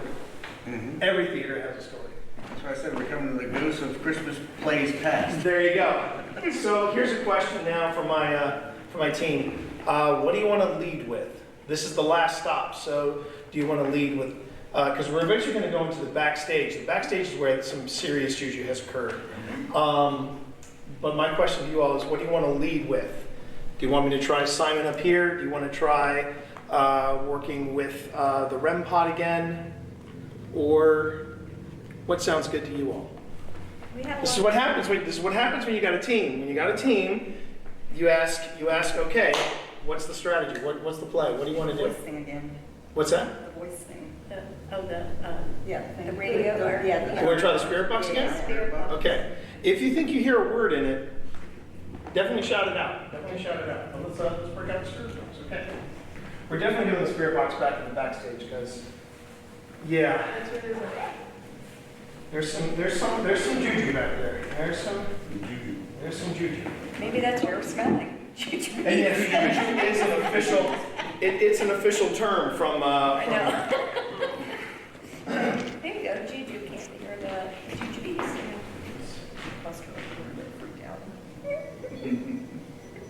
He asked me if I got touched. I said, no, did you? Yeah.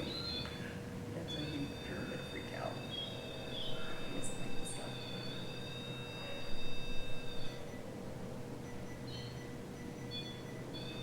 I get touched all the time.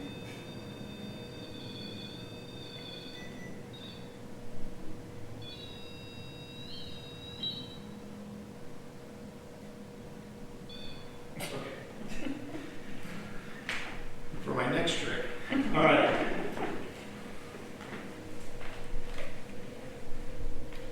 So I don't know if you remember me. I don't know if you remember me being here. But I brought some friends with me. I'd like to see if you would like to communicate with us tonight.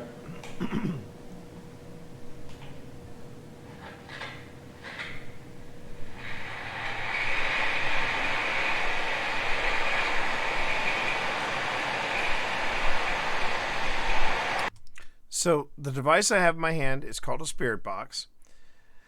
It's similar to the spirit box that you've seen in Phasmophobia. Now in Phasmophobia, it's just a constant sound of static, and what you're listening for is for something to come through, like a voice or something to come through. That's how the video game spirit box works. How an actual spirit box works is similar to the Seek feature in your car on the radio. When you hit Seek, it will basically scan down and up the AM or FM bands, and you'll hear pieces of a radio station. And when as you hear it, when it locks on to something, it'll pause. It'll give you something, and it'll seek, and it'll pause. Well, this works the same way, but it doesn't pause. It just basically goes up and down the AM or FM bands. Now, the model that I have is a little different. It allows me to go put on an FM band and an AM band, and then I can say, okay, put the FM in forward, put the AM in reverse, and then I can sweep both channels like this. And what the theory is that the spirits will manipulate the signals coming in, and then they will use pieces of what it can find in the broadcast to communicate with you. And we've gotten some I will say this, we have gotten some very compelling hits from this particular device. And I know that we have some really good ones when we get backstage.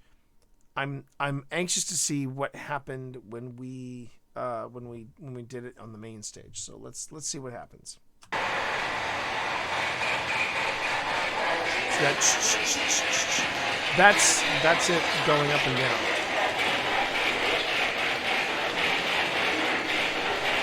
Is there anyone who wants to communicate with us through this box? Want to give us a sign?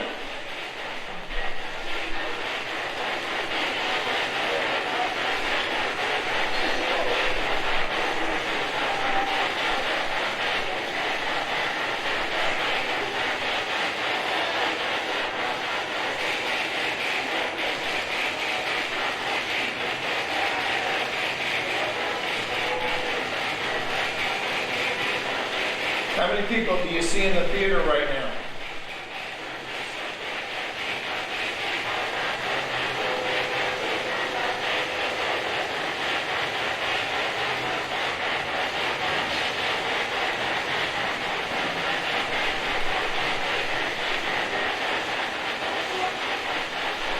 I heard it just say 4.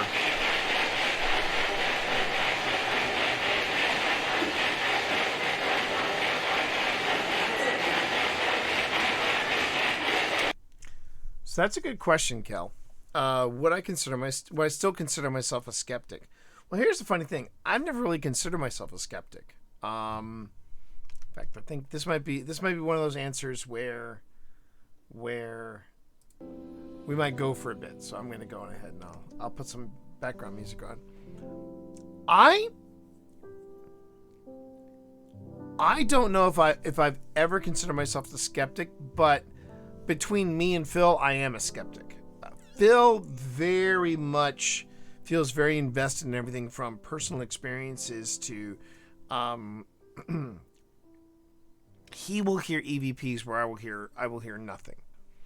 And I sometimes feel like he wants so desperately to believe that he sometimes does it at the expense of being 100% sure. There have been plenty of EVPs he's given me, and I'm just like, I'm not putting that in the show, Phil. I'm not putting that in the show. And sometimes I think Phil doesn't try to, and I think he's gotten better at this. I should phrase that. He's gotten better at trying to corroborate from different sources the same sound, the same EVP or same voice or what have you. Yes, exactly. And he is very much Fox Mulder. I am very much Dana Scully. But I think the difference between me and Phil is that I am not skeptical so much as I am critical. In fact, I feel like Paranormal Investigation has made me even more critical because I have had some really, really amazing experiences. Let's see. I wonder if I don't think I have. I do. So let me play real quick. Let me look up real quick on the Tubes of You. It all started with a video. That's not what I want to play on the Tubes of You. Let me go to videos. Actually, no. Let me go to playlists. And under playlists, I'm going to go to. I'm going to go to episodes. I'm going to go to. What orphanage? I swear, I think in season 2, I'm gonna start working with chapters. I realize now I need to work with chapters. Okay, but I know what I want to play for you here.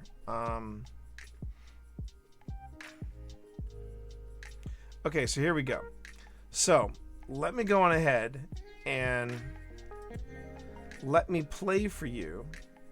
Let me play for you real quick. And this is why I don't think I am a skeptic. Because a skeptic would try to explain the clip I'm about to play for you away. But this is a clip that really was kind of a turning point for me in this journey with Phil. So here we go.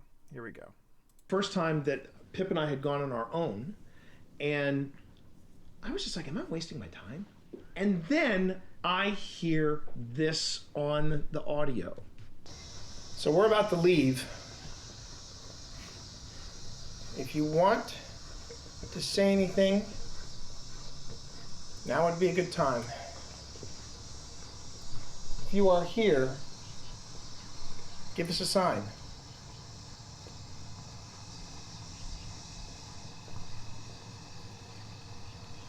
Speak with us, please. Anyone from the Army of the Potomac? Here. Okay. This clip, Kel, was the corner that I turned. That was the one that I caught, and all I did here, yeah. And here's the thing, Kel, there was nobody around us. There was no breeze. We did not hear that. Pip is only a few steps in front of me, and the reason I do the clip caption is because I want to make sure that people hear like odd sounds here and odd sounds there.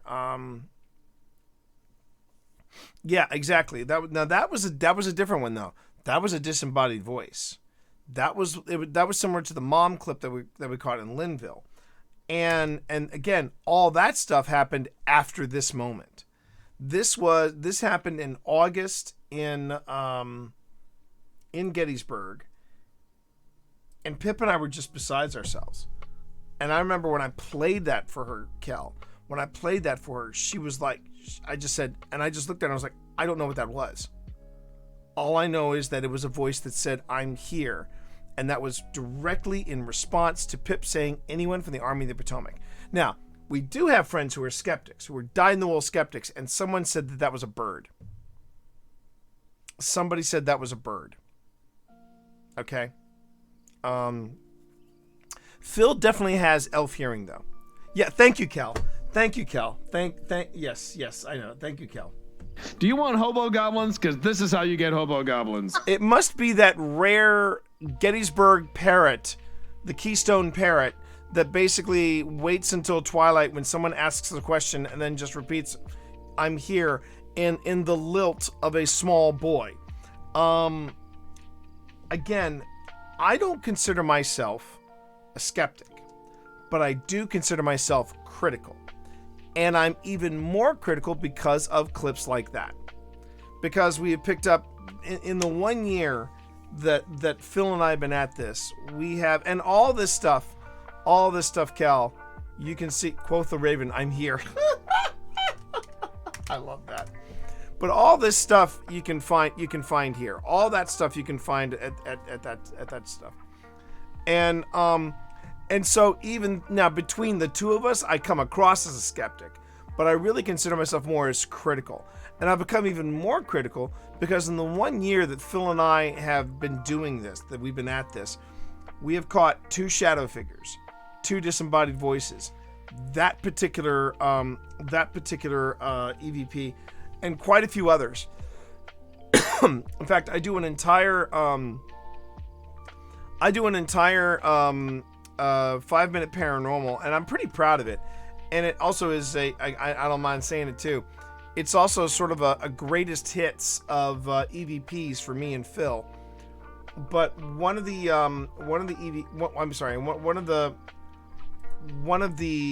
My buddy Phil is hang on. across the hall from me.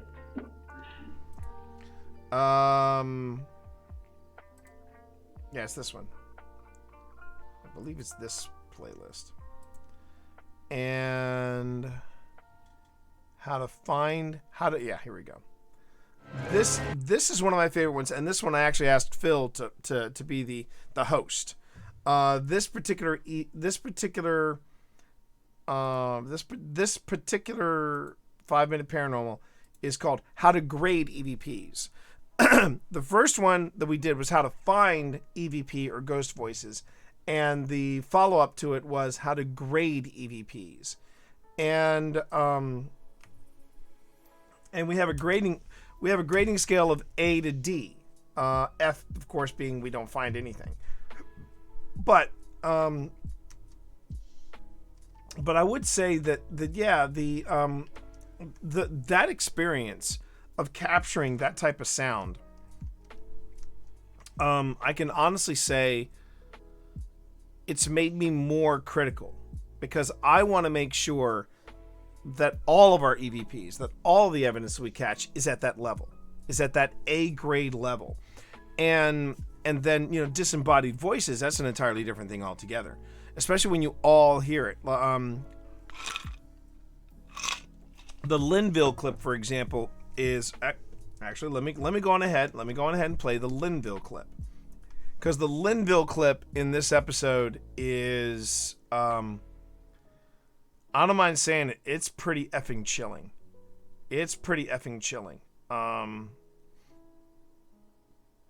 Let's see. Yeah, here we go. And actually, since Panic is in there, I am going to play. I'm going to play this. This was the first disembodied voice that we caught. And again, all I did was boost the volume. But the funny thing is that in chat, everybody loses their mind. I mean, everybody just goes nuts.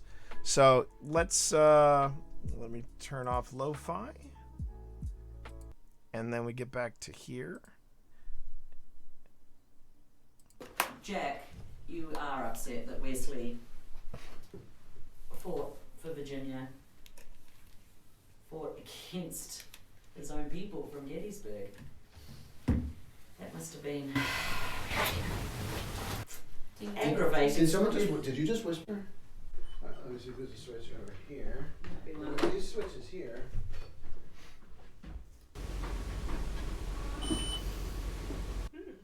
That was not us.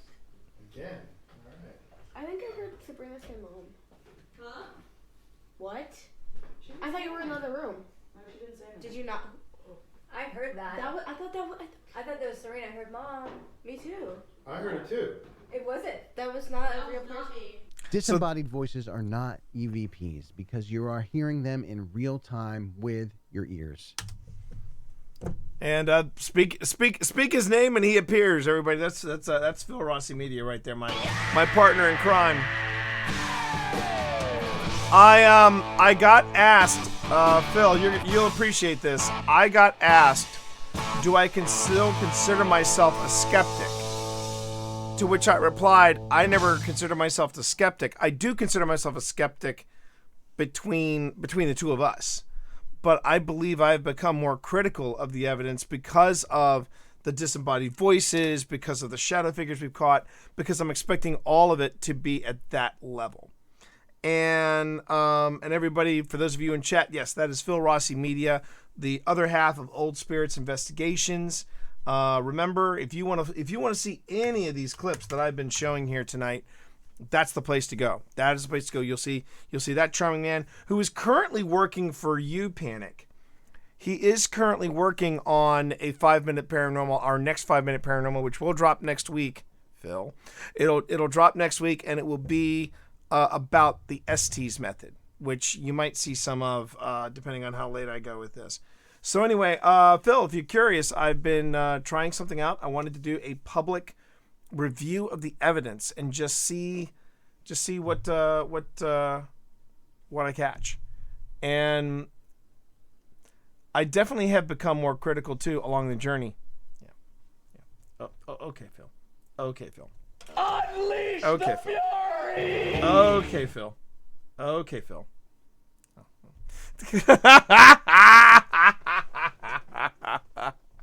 All right, let's get back to the evidence, shall we? And Phil, give that little thespian of yours a hug for me, okay? I am, break a leg this week. Okay, here we go. I was gonna do that last night, but I was too tired. Yeah, we actually have. This is the last piece of evidence that I have to examine video-wise, Phil, from the Candy Factory.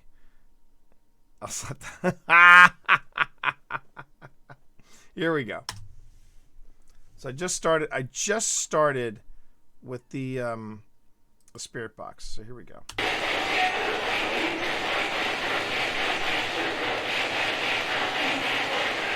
Are you with us right now?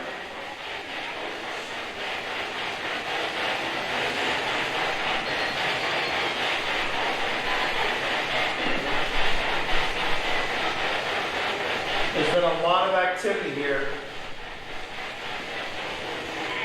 Does it make you happy to see so many people here?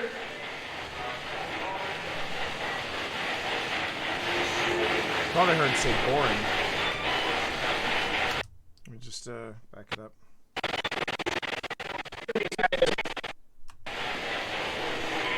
Does it make you happy to see so many people here?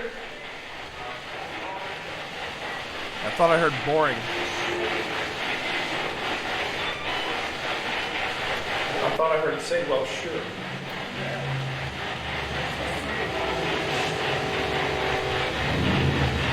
You hear that outside? Can you tell me what that is? Oh, wow. I just noticed this.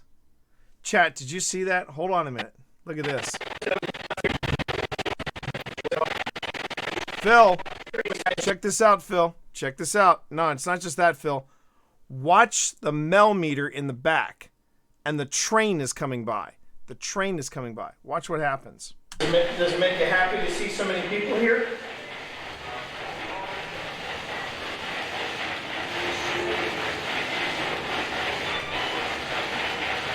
I thought I heard it say, well, sure.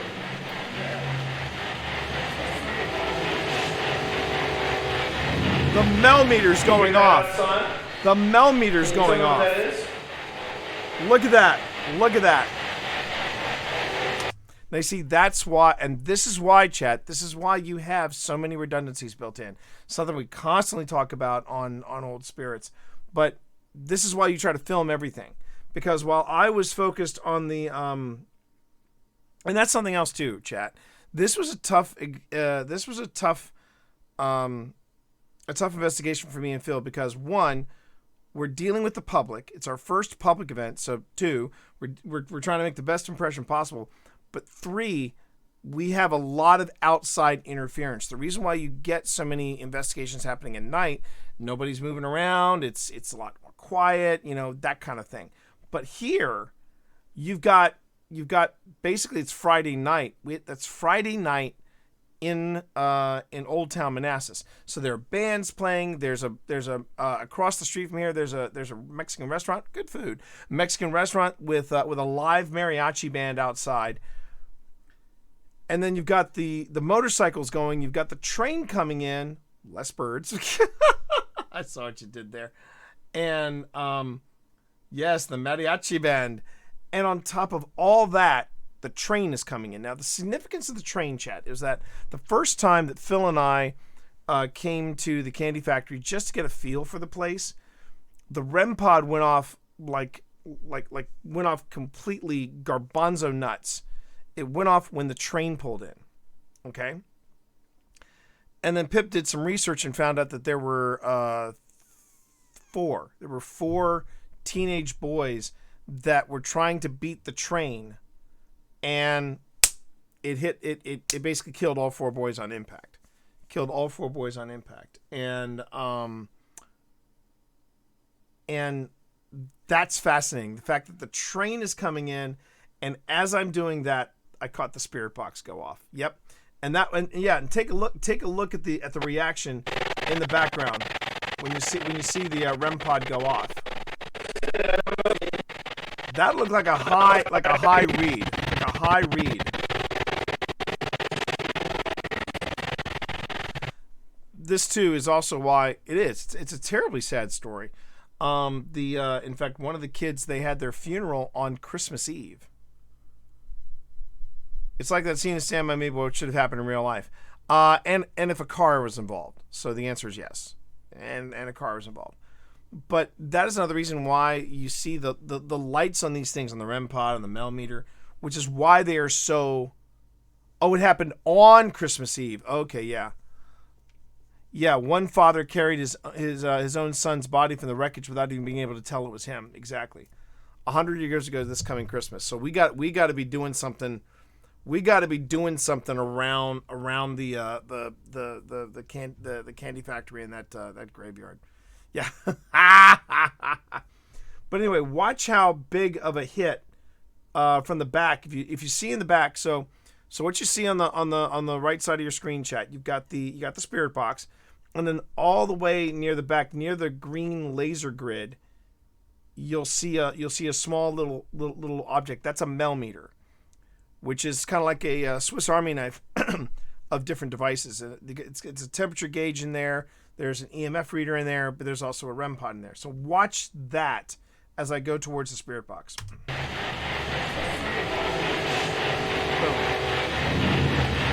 You hear that And outside? it's really going off. It's Can really you tell me going what that off. is? And then it resets.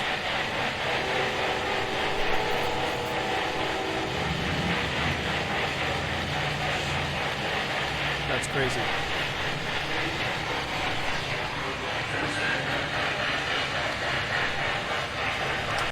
Post those lyrics in Discord. That'd be great. And Ken say thank you for gifting Philly a sub. I appreciate that.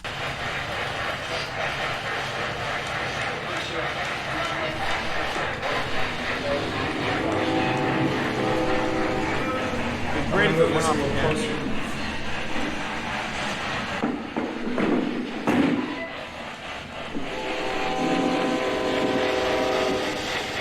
Oh, damn it, T!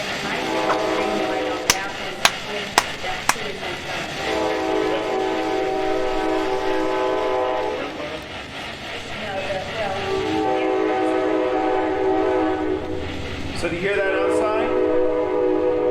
Can you tell me what that is?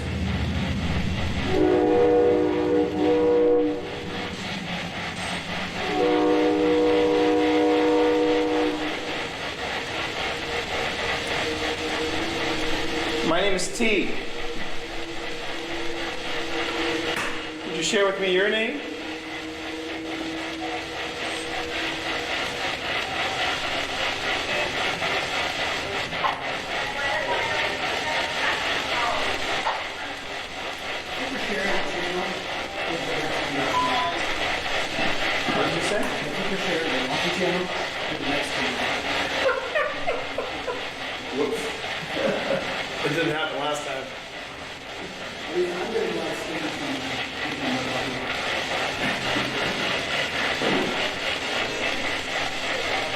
So that's Phil. Was Phil good to you when you were up here?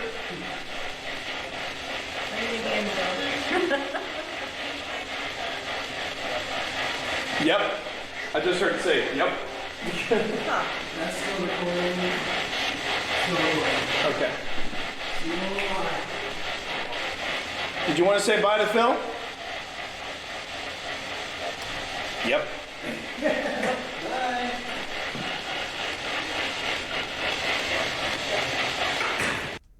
So Kensei, you were asking. Oh, sure thing, sure thing. I missed what you said earlier about Kel. Before you go, I wanted to check real quick. I'm gonna have to sit down and watch all these properly with my partner. We really enjoyed watching Crescent. I'm thrilled to hear that, Kel. I'm thrilled to hear that. But that's okay. Yeah.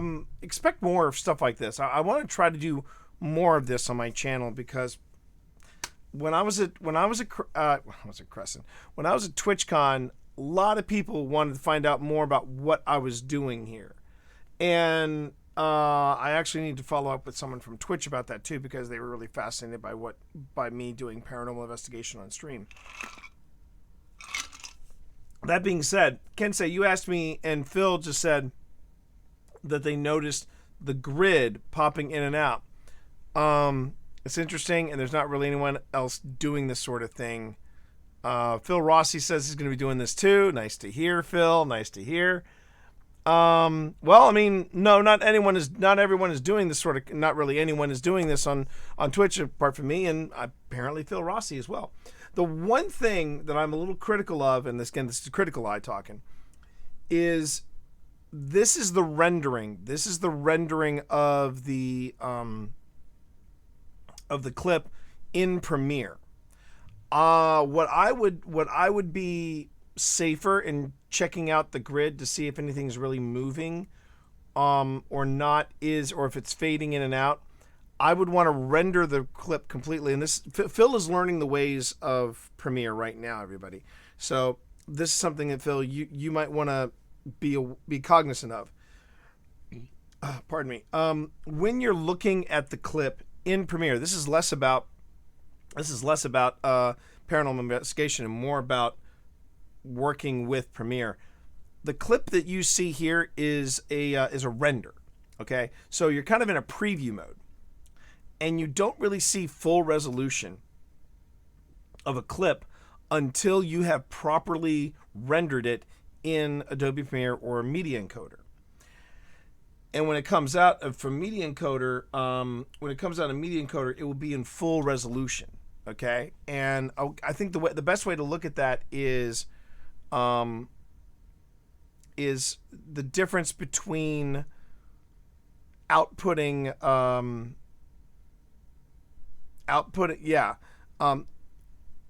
in terms Phil Rossi would understand. There's the audio that I give you, and that's this video. And then there's the audio you give me at the end. That's what happens after it's been rendered, right? Premiere basically fills in all the blanks, makes it look nice and pretty, and then when it heads out, boom, it is fully rendered in the proper FPS and all that stuff. You might have noticed when I first started playing this clip, my movement looked very jagged and then it smoothed out. That was the computer trying to keep up with the real-time rendering. So when it comes to examining this laser grid, I would actually would mark it if I thought I saw some movement. Then I'd render a clip of it, go back and I'd review it like on a big screen with say, like we do in the show, Phil, where I'd look at it through QuickTime and I'd just say, okay, how does this look? That kind of thing. Okay, you got it. Say hi to the kiddo for me, and I appreciate it. You bet. But I will keep an eye on that. I will definitely keep an eye on that. I've been watching the grid just to make sure, to see if the grid is doing anything squirrely. Yep. I just heard it say it. Yep. That's still recording. Okay.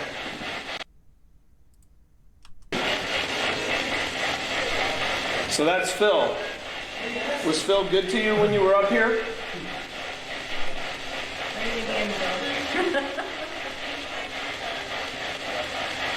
Yep.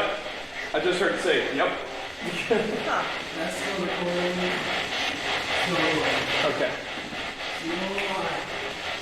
No. Did you want to say bye to Phil? Kensei, this is the whole thing. The concept of me sharing the evidence review on stream so that, yes, you can backseat. So that you can say, hey, I just noticed XYZ. I just noticed this. Because I might miss it. And that also includes when we go through audio for EVPs. Matter of fact, I may have to put under my tags, like right now I have ally, chatty, accessibility, comedy, funny, friendship, gamer cat, family, paranormal, and video. I may have to swap out one of these and put like maybe backseating allowed, or that kind of thing. Because that was the whole point. That was the whole point of me doing this. Okay. No. Yep. Bye.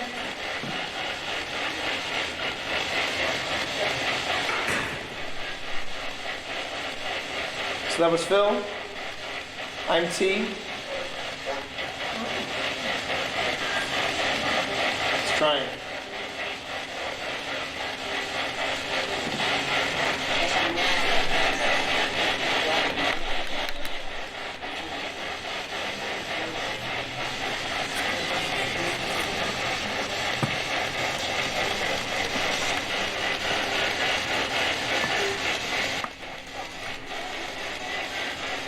Was there anything you wanted to tell us about the candy factory?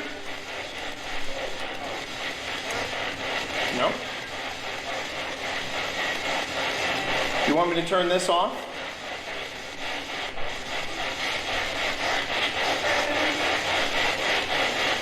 Okay, I'm turning it off. I'm going to turn it off.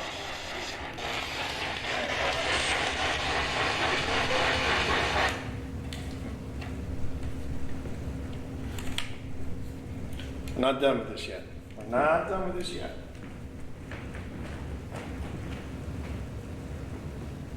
But for anybody that's with us, I mean, this is a theater, so you've got to have a ghost in here somewhere. And I know this because I'm an actor. I hope you don't take offense to that. But my name is T. And I've come here to find out a little bit more about your story. My friends and I have come here out of respect, and we want to know more about you. We don't want to know a thing about the person revving his motorcycle out in the parking lot, though. But I got a cat ball over there, and I've got a REM pod over here. If you come close to that device, that black box with the silver stick in it, if you get close to it, it'll let me know you're here. I was totally oblivious earlier. And maybe we can have a conversation. That's funny.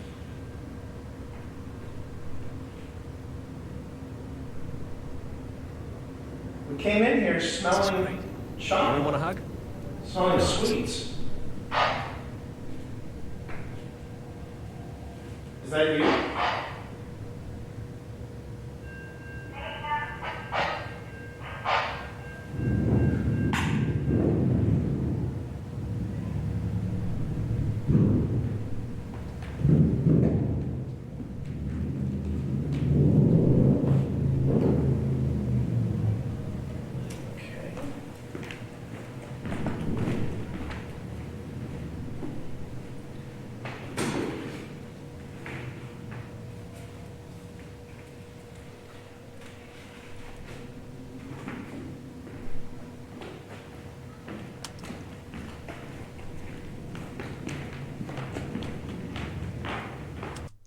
So that was actually something Phil figured out.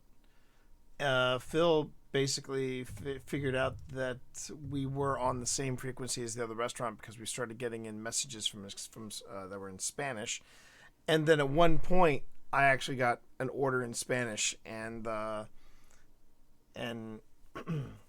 did respond to it in Spanish, no less. But that was how we figured it out. So. And the funny thing was that we were This was the first night we actually worked with the walkie-talkies, and they worked great, but we just had no idea that we were on a different channel. We were on the same channel with them. Again, it's a learning thing. Now, one thing I am going to do is I'm going to go back here, and I'm going to. So this is how you isolate a clip. Yeah, well, we'll know because obviously we're coming back for more. So what I'm doing is I am isolating this clip. And okay, so I've isolated the clip where I'm talking on the spirit box. I'm trying to communicate to the spirit box, and then in the background you see the you see the REM pod going off. I just want to make sure I haven't missed anything with the REM pod going off. Yeah, because this is where I get the chair. Yeah. Okay, so going back here, I select this clip, and then I go make into a subsequence. So when you find something that you definitely want to just share straight away, here's what you do: you make the clip into a subsequence, and you'll see that it popped up over here, and I can then go and I can say 3rd floor. Spirit box REM pod, and then I can also go to the very beginning of this clip and just say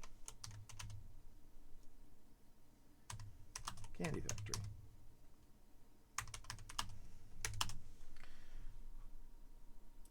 All right, and then what I'll do is I will say export media.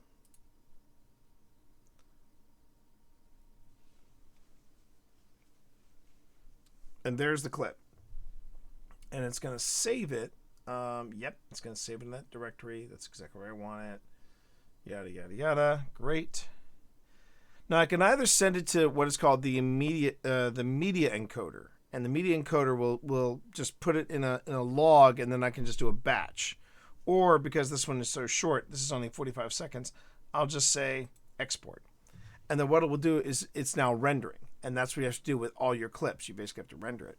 Got to run. You need to get ready for bed. Hey, much love to you, Panic. Thank you so much for all the modding you did this week, both with the Candy Factory event and also with the unexpected stuff that we did on Saturday. I really appreciate you. Thank you so much. You have a good night, Panic. Give Mike my best, if you please. Give Mike my best.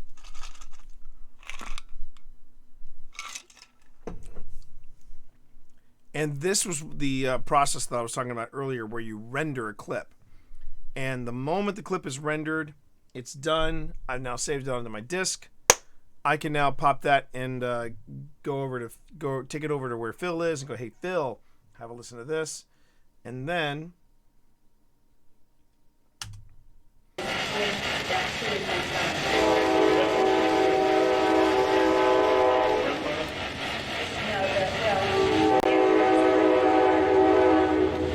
so do you hear that outside? Can you tell me where that is? The REM pod over here. If you come close to that device, that black box with the silver stick in it, if you get close to it, it'll let me know you're here. And then maybe we can have a conversation.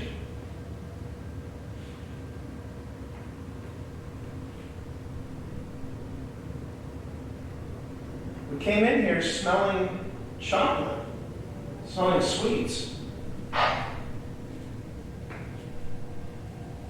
Is that you?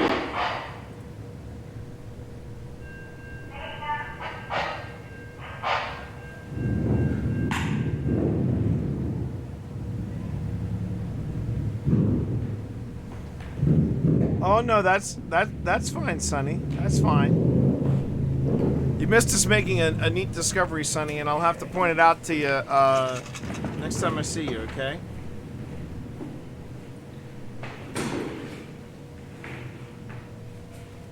Oh, ha ha ha.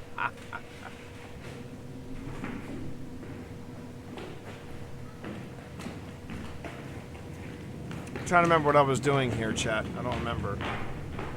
Try this one here. Oh, that's right. I went back to Simon. See if Simon would deliver.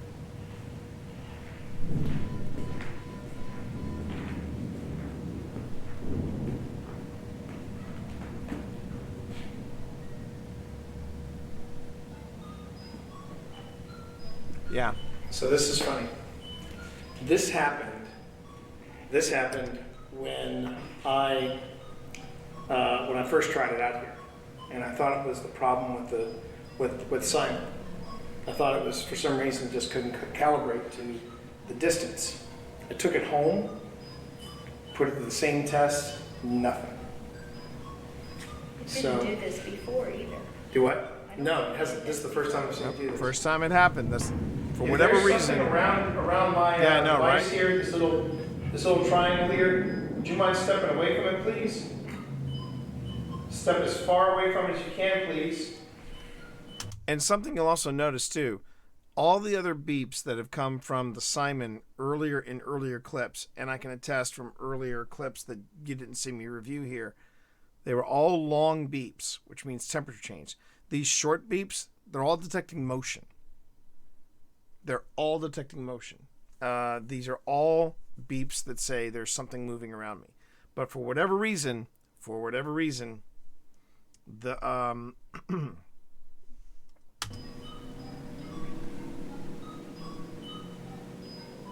so I find that also very interesting.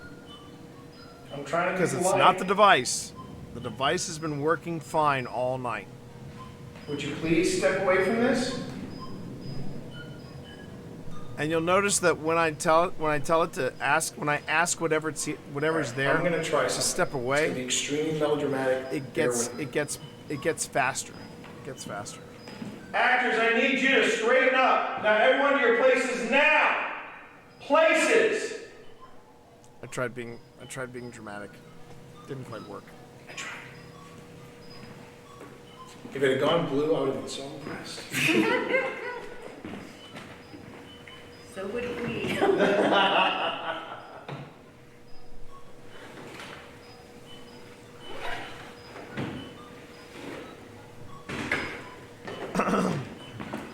let me see if I can pull it on. No, Sonny, I don't think it was something on 4 because you'll see I do this.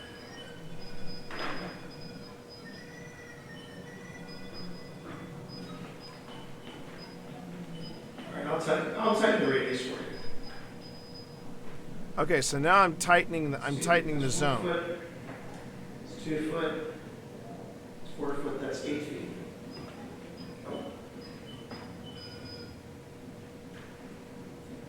2 foot radius.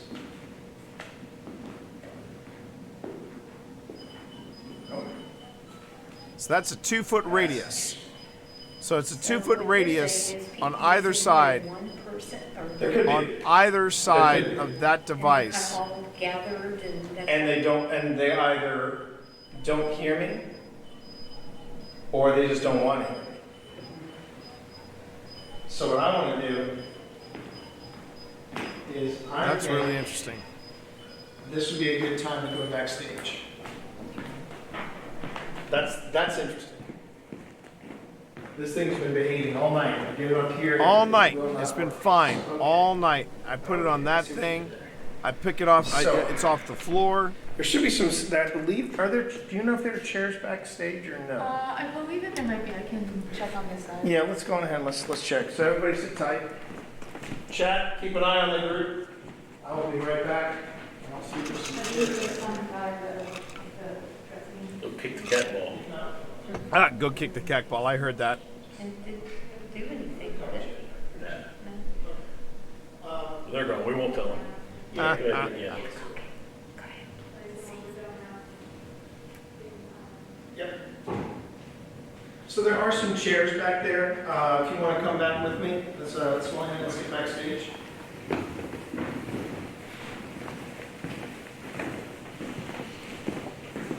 It's an interesting place, the candy factory. I'm not kidding, chat. It's a very interesting place. Yep. And I'll leave the lights on until we get I was tickled that the audience was so into it. They really were into it. And this was a really nice session we had in the back. You'll see it. Don't worry. I go to get chat. I do go to get chat. Except for chat. I hadn't forgotten you, chat. I hadn't forgotten you. And real quick, again, just wanted to remind everybody, if you have any questions for me about what I'm doing, about the investigation, about the gadgets that we use, my own personal thoughts on this, don't be shy. Feel free to ask away. Just getting my guests situated. All right, chat. We're going backstage. So here we go. And for those of you who are still with us, we are live from the Candy Factory in historic Manassas. And let's see, I think I'm going to put my chat over here. Historic or hysterical? And right now we are backstage. And the last time we had a group back here, apparently it got very lively. So just do a peace sign. I'm anxious to see how this goes. All right. So this may throw off. I'm going to go ahead and move this. I have those too, honey. Don't worry about here. that. I have the same issue. So that's a motion light. When it goes out, when the lights go out, it should be, if it goes off, it means it's detecting motion. Okay. So hopefully it's detecting motion that isn't us. Let's see.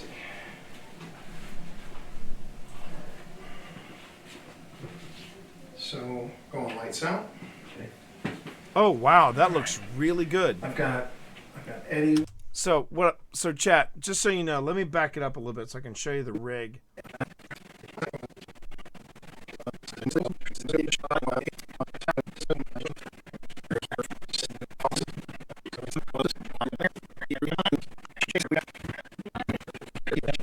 All right.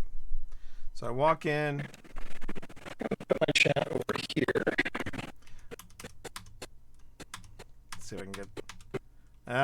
Okay, so you should be able to tell just a little bit how the rig is set up. So here's the camera, right?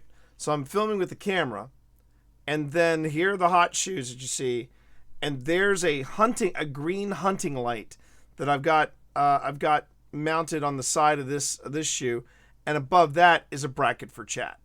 Is a bracket, and you see that I've got my phone up there, and I also have, if you see you can just make out the wire. I've actually got the phone hooked up to an emergency battery just to keep it going. And this was the first night that I was really able to give it a full shakedown of, okay, this is how it's going to work in a dark space, etc., etc. And there, and as I've said before, it's been a year of not just me and Phil, experiencing what we've been experiencing, but it's also been me and Phil just trying to figure out things like, okay, how is this going to work? What are the challenges? What are the problems we've got? And this was the first time that I really got a chance to see the rig work, and it works really well. I'm real happy with the way this is looking. Okay. Is there anyone back here with us right now? Okay. Also, right there, I have a recorder, so I don't have to worry about audio. Okay. You probably heard me out there, but my name is T, and I have brought some friends here. It's been a very busy night here, I know. A very busy night. You hear the noise outside, but we want to focus on you. You can just hear the band outside. On what you have to say to us tonight. In a Can you let perfect us know world, you're here? you wouldn't hear the Knock band. on something?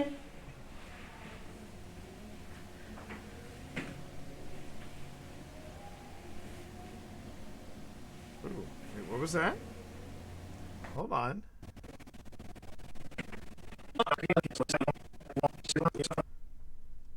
Okay, chat, listen closely. Listen closely now. I think this might be a response.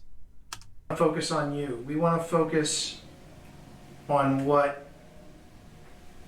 you have to say to us tonight. Can you let us know you're here? Can you knock on something?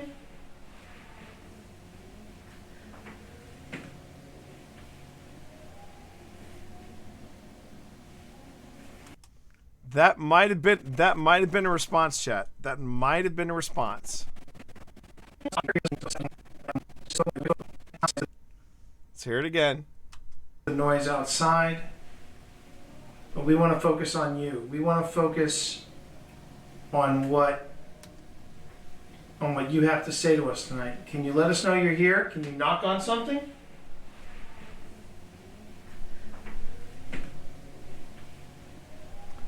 Funny thing though, Sonny, is that nobody's moving. Nobody's moving.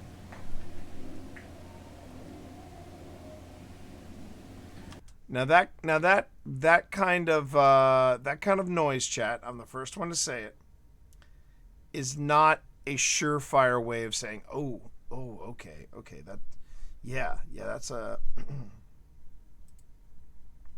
that's a possible one, right? That's possible. I'd have to get Phil's opinion on that. But that's a tough one. But it is, as Phil would say, compelling. It's a busy night in Manassas, I know. That's why I've got this device in my hand. It's called a Spirit Box. And I'd like to see if you would like to talk to us through it. Okay?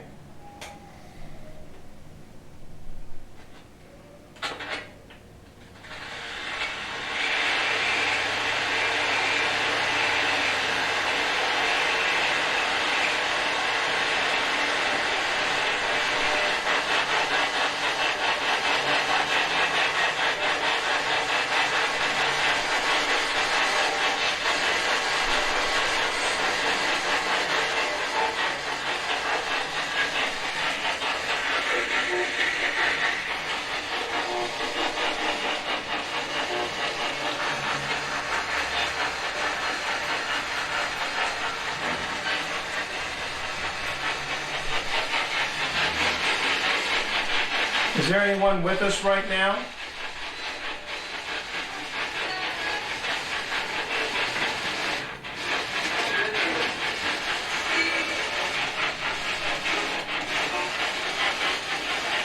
How many people are back here right now?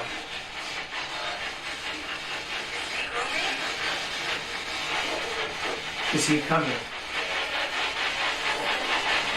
If you mean Phil, Phil's already gone.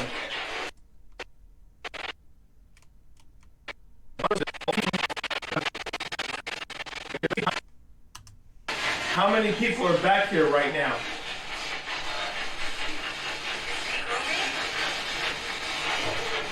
Is he coming?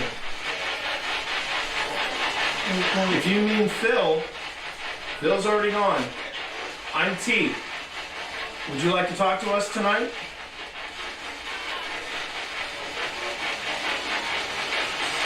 I heard another no. I heard that. What? Who answered? What did you hear? Play it again, Sam. I did. No, I'm not saying that. It wouldn't surprise me.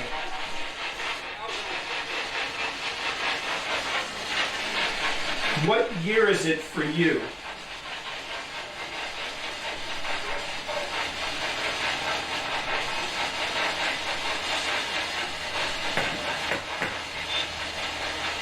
I believe 1952. I did.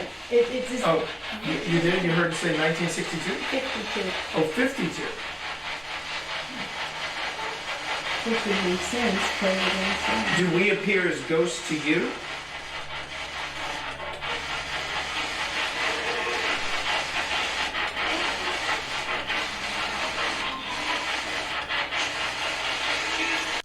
I think red would look a little too intense, Pip. I think I'm gonna. I know Phil kind of likes the red because it looks ominous, but I think I prefer the green. I think I prefer the green. Is there anything we can do to help you?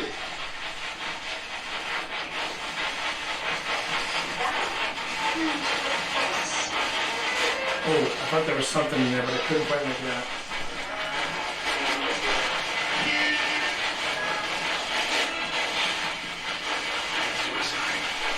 Are you?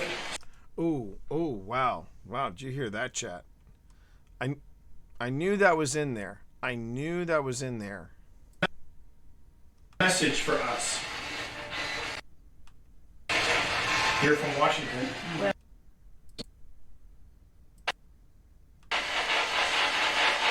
Were you in pain? I clearly heard suicide. Yeah.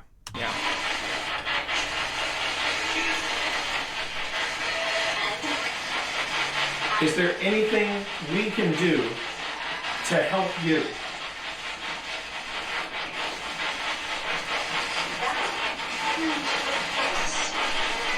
Oh, I thought there was something in there, but I couldn't quite make it out.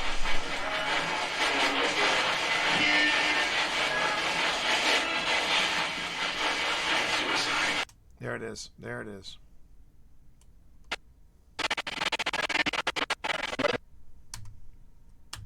But I couldn't quite make it out.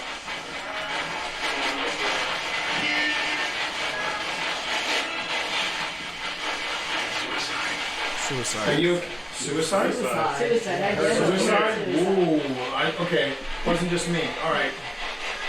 And that's one of the magical moments with the spirit box. The fact that I heard it, but then everybody in the group also heard it. And yeah. And what you have to be real careful though. You don't want to necessarily suggest, oh, I think it says this, or I heard this. Because then everyone else can go back, well, yeah, I heard that too. But the fact that we all had that moment of like, no, that was something a little more. That was something a little more intense. Yeah, that was nice. That was nice. Can I? All right, I'm gonna select this marker and clear selected marker. But I couldn't quite make it out.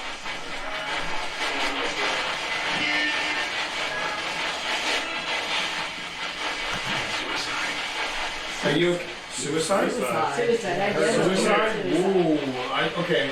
Wasn't just me. All right. Did you commit suicide here?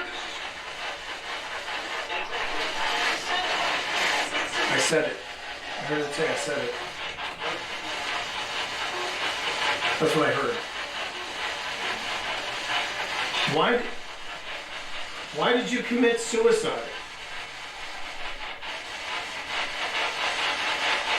Were you in pain?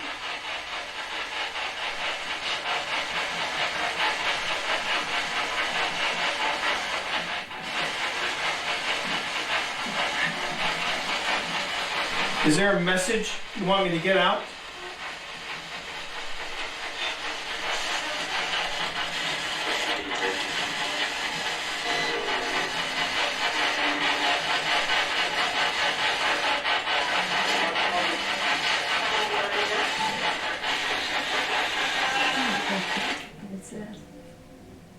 Okay, sorry. I thought I was hearing a voice, and I wasn't sure if it was this or if it was something outside, or I think it was you two. It's okay. I wanted to make sure I wasn't getting a false positive somewhere. All right, let's do this. Let's change this up.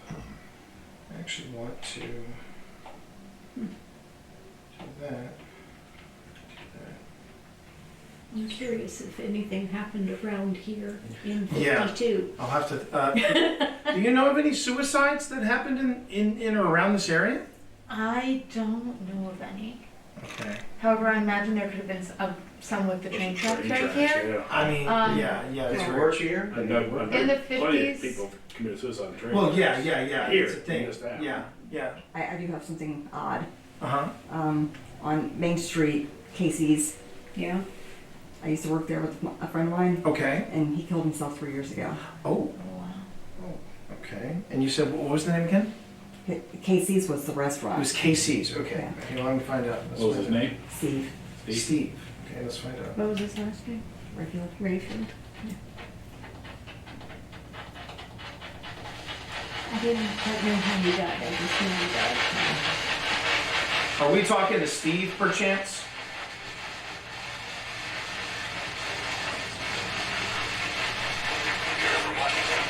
Here from Washington. Well, he, Well, I mean, He but that lived could around cover a lot of things. That would have been. So, you think? Oh my God. that would be That a would be Steve thing. That would be. So here's a funny thing about this, chat. Here's a real funny thing about this particular moment. These two ladies, the two talking about this guy Steve who killed himself. They had just met. They had just met that night.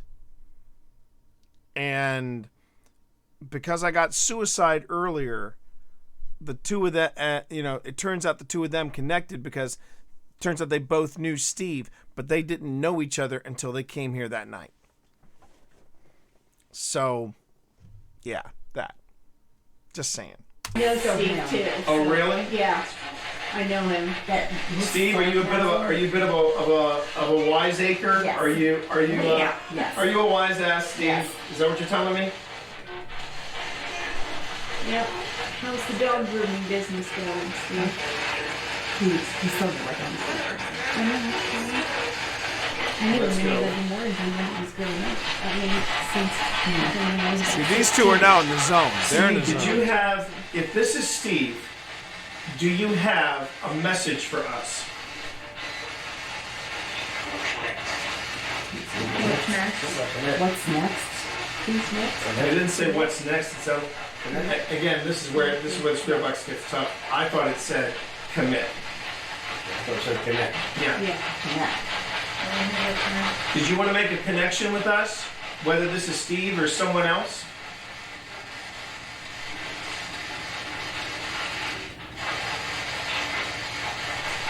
Did you want to try a different way of talking to us?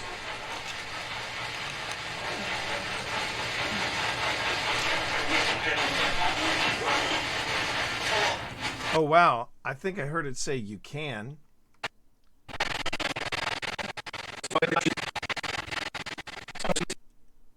And again, this is why you also videotape yourself doing Spirit Box sessions, because you might have missed something during that, but then in replay, you might catch something that came out of the Spirit Box. So let's have a listen. This is Steve or someone else?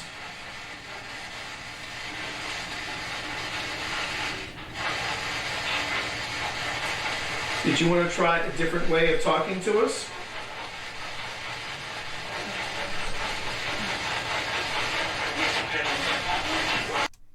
Yes, you can. I heard that.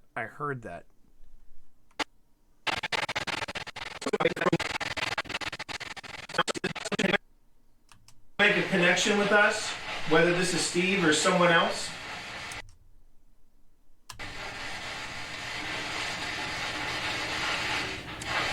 That third floor was popping, Pim. Did you want to try a Third different floor way was of talking popping. to us?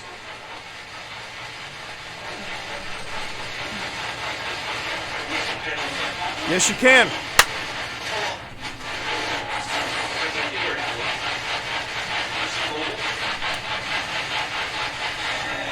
If this isn't Steve, who are we talking to? Would you like to give us a name?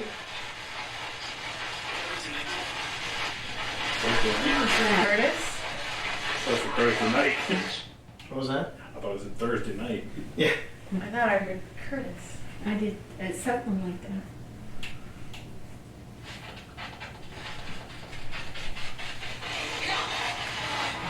We're trying our hardest to reach out to you. I don't know if this is Steve or if this is someone else. And this is where you got to be careful.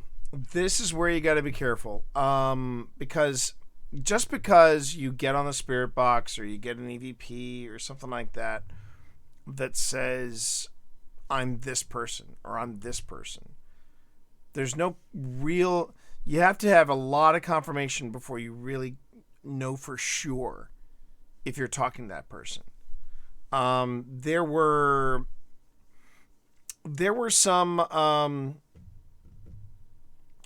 things that we were experiencing when we went out to the crash site of TWA that sounded like children, sounded like harmless EVPs, but in the situation, there's no, you don't know, and you have to be real careful. You have to be on the defensive. It's one of the reasons why I really have a tough time when you see these high-profile psychics and high-profile people on Discovery say, "Oh, I've made contact with JFK. I've made contact with kids from Uvalde." You know, crap like that drives me bananas. There is just enough to make you wonder, to make you speculate, just to open your mind a little bit. But are there any hard truths? That's where it gets a little trickier. The Gears tab looks updated. Did you revamp the art? When you say the Gears tab, what are you talking about and where? The Gears tab? Or do you mean my Gears? Are you talking about my emotes? Is that what you're talking about, Mike? The emotes? Is that what you mean? Oh, that. I haven't changed those. No, I haven't changed those. I did revamp the art, but that was several months ago. All right, let's get back to this.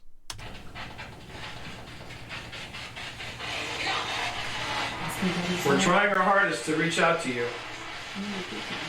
I don't know if this is Steve or if this is someone else. But is there anything you want to tell us right now, sitting here backstage with you? I heard someone talk. Yeah.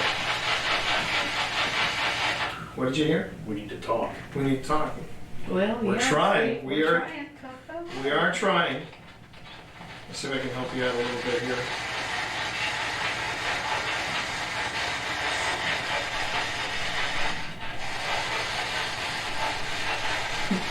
That would be. I'm not looking right now.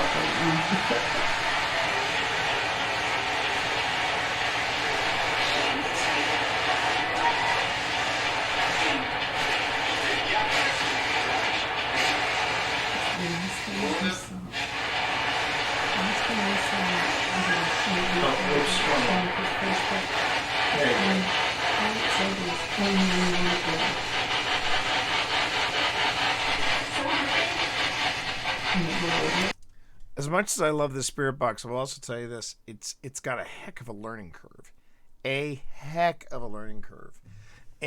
it's not the most user-friendly interface, but I'm managing it. For those of you who are just joining us, hi, how you doing? I am the T Monster. You can call me T Monster or Twitch Dad. And what you're seeing here is something I'm trying out. It's a little different. I've never done this before, so I'm after talking to a lot of people at TwitchCon, I'm kind of leaning into my paranormal background, and I'm trying to find things to do that deal with me doing paranormal streams on Twitch. And right now, this is one of the sides of ghost hunting that you rarely see: evidence review. After you film everything, you basically go in and you review it and try to find what is going on. You try to find out what it is you have found.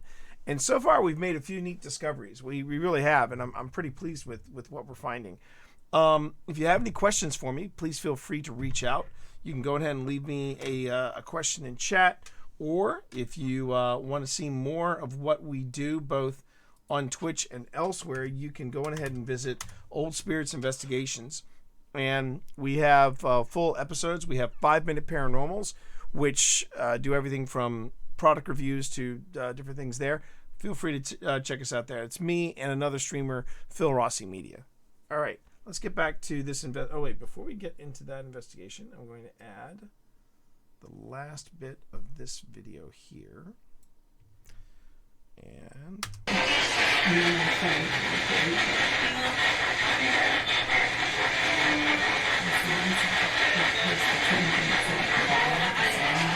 right now we're listening to a spirit box.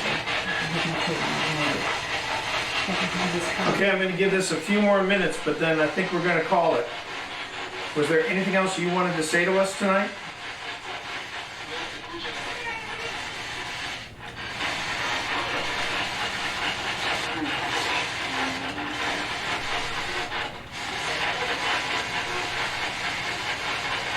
All right, we're going to call it. Thank you for talking to us. And if this is Steve, good one.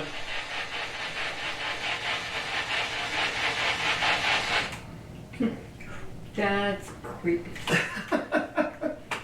There's, yeah, and again, it's a tricky device. It's a tricky device. I'd be the first one to say I think I'm still warming up to it. When it works brilliantly, and it really does hit home. Well, see, the funny part is that she and I both were on Facebook with him at one point. Oh, okay. And just before he died, one of the Facebook posts, all it said was, "Oh no, not again." I didn't see that one. And she didn't see that The last one. one I saw was the day before he died. It said he would post songs a lot, so I ignored it.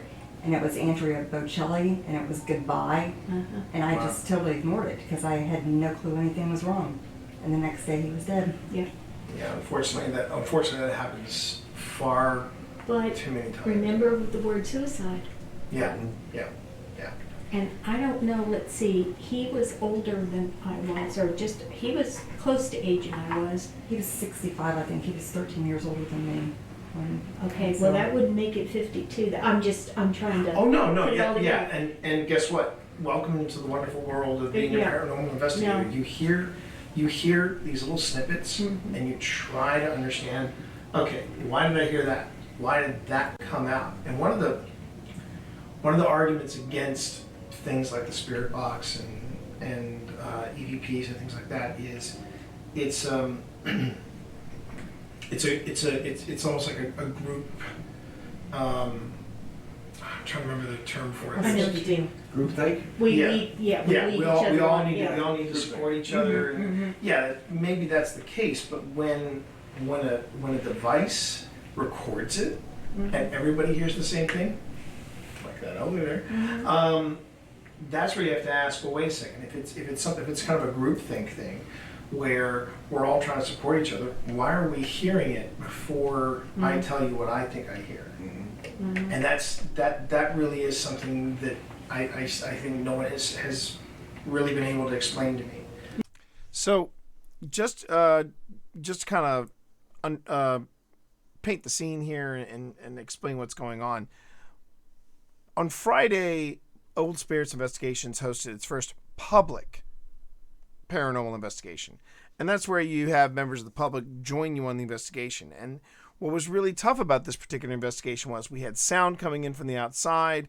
It was prime time, so basically it was since you're not going until 2 or 3 a.m., there's a lot of outside stimuli. It was Friday night in Old Town Manassas. So you got the mariachi band at the Mexican restaurant across the street. You got another restaurant that's got live music, and what I'm doing there is I'm actually initiating them. I'm giving them, hey, when we do paranormal investigations, this is what we look for. This is what we listen for. This is what we hear. This is what we try to, get across to different people.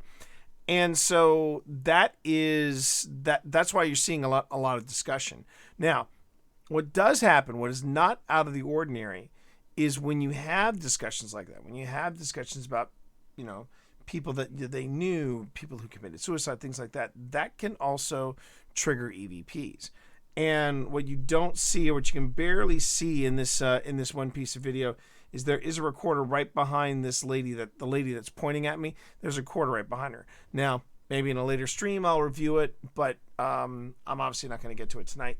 But there is something recording, and that's the thing. Whether it's the camera or whether it's an audio recorder, you should have multiple devices recording sound and video just in case you catch anything. It's just a little thing there. Anyway, but that's why there's so much talking going on in this particular investigation. Most of the time, we wouldn't be talking this much. Now you go through these after this. You will go through and relive the whole thing, right? Yo, Adam. Yeah, and I will listen. I will try to listen to see if I missed, because a lot of times you will miss something, or you don't hear it at all.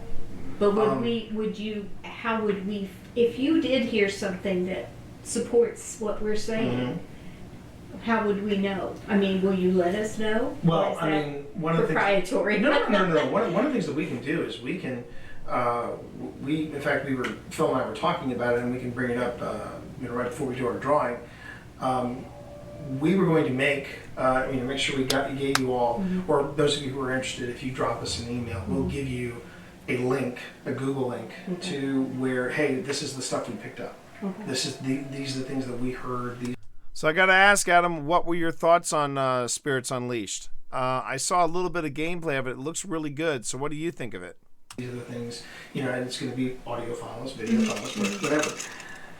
And that to me is where it gets really, it gets even more fascinating for me, because I'll hear a growl, I'll hear a groan, I'll hear a voice, I'll hear something I didn't hear at the time. And it's even harder because I'm trying to rule out the noise coming in from outside, the air conditioning, whatever.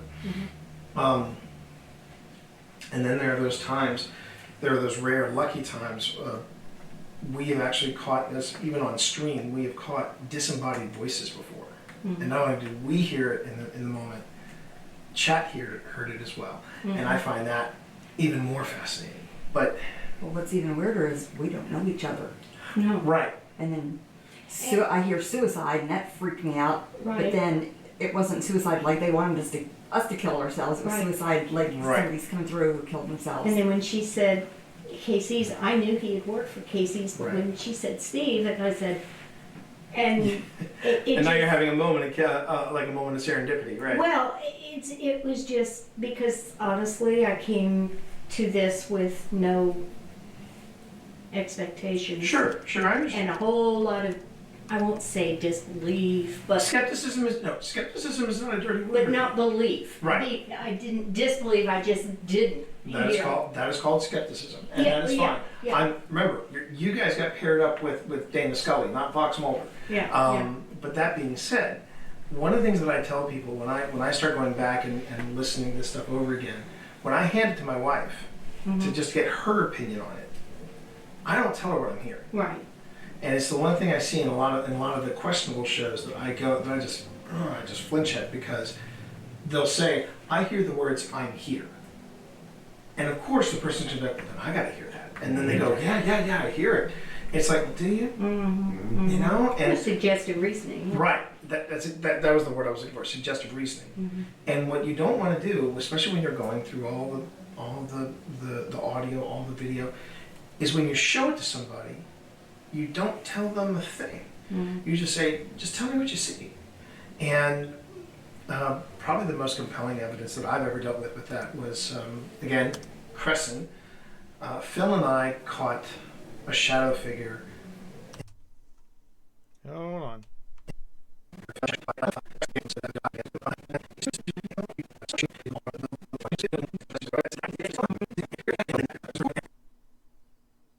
And of course the person's gonna be like, then I gotta hear that. And then they go, yeah, I hear it. It's like, do you? You know? And suggestive reasoning. Right. That was the word I was looking for, suggestive reasoning. And what you don't want to do, especially when you're going through all the audio, all the video, is when you show it to somebody, you don't tell them a thing. You just say, just tell me what you see. And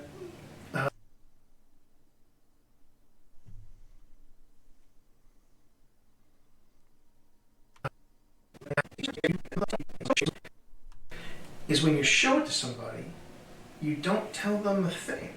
You just say, just tell me what you see. And there is something odd. There is something odd right in there. I don't know if you hear. All right, you're hearing that too, Kensei? What do you hear, Kensei? Just tell me, Mr. Walker. What do you hear? I'm gonna play it again, and tell me what you hear. You just say, just tell me what you see. And okay, I think I might have to mark that.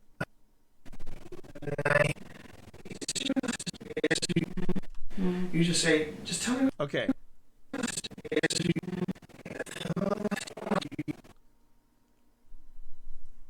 Because at one point as I'm talking, the lady who's been asking the questions, the lady who something is there, but you need to boost it. Yeah. But it's the lady in question. She asks a question, and at one point she goes, mm-hmm. But then there's something right after that I'm hearing. So hang on. You don't tell them a thing. You just say, just tell me what you see. And right there. Ooh, okay. I have to isolate that and play with it. Now, in a situation like this, what you have to do is you pull out the, wait, where is it? Where's the toolbox? There it is. There's the toolbox. So I go to my that was my phone. So I go to the toolbox and I go, okay, I'm going to grab a chunk here and then a chunk here. So you always get time before enhance video 2218. Stop. If it only were that easy. Man, that device that Decker has in Blade Runner would be so cool for paranormal investigations. All right, so I go here and I go make subsequence, and then I call this one 3rd floor.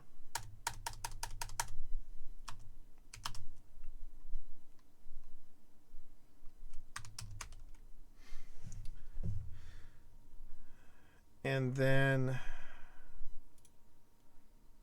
I'm going to say export media, but this time, chat, just so you can see it. Oh, yeah. Be right back. Just so you can see it, I'm going to say send to Media Encoder. And that's going to launch an entirely different program called Media Encoder. And what it does is that Media Encoder will go on ahead and say, oh, okay, you know what? I'll go on ahead and I'll keep a log of all these other clips. And probably what I'll do after stream is go back to where I was dropping markers, make some more clips, put them in the Media Encoder, and then I'm going to just let that thing go and go to bed. I want to have some clips that I can give to the Candy Factory straight away and go, hey, here's some really cool stuff that we've already caught. And it could be the cat ball thing. It could also be the REM pod hit like you saw earlier, where I was so focused on the spirit box I missed what was happening with the with that, which again, it's always good to have a backup. So let me just see. It's putting the Candy Factory 3rd floor. Where's it putting it? It's putting it in.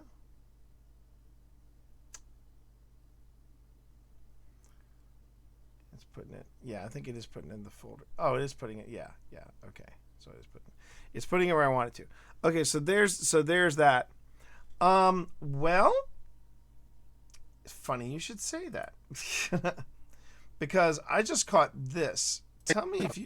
All right. So tell me if you hear anything, Spence. But this lady right here, this one lady right here who's asking all the questions, she doesn't. And I say, you just tell me what you hear. That's the key. That's where you really need to listen to. Is tell me what you hear. After I say, tell me what you hear. Of reasoning. And what you don't want to do, especially when you're going through all the audio, all the video, is when you show it to somebody, you don't tell them a thing. You just say, just tell me what you see.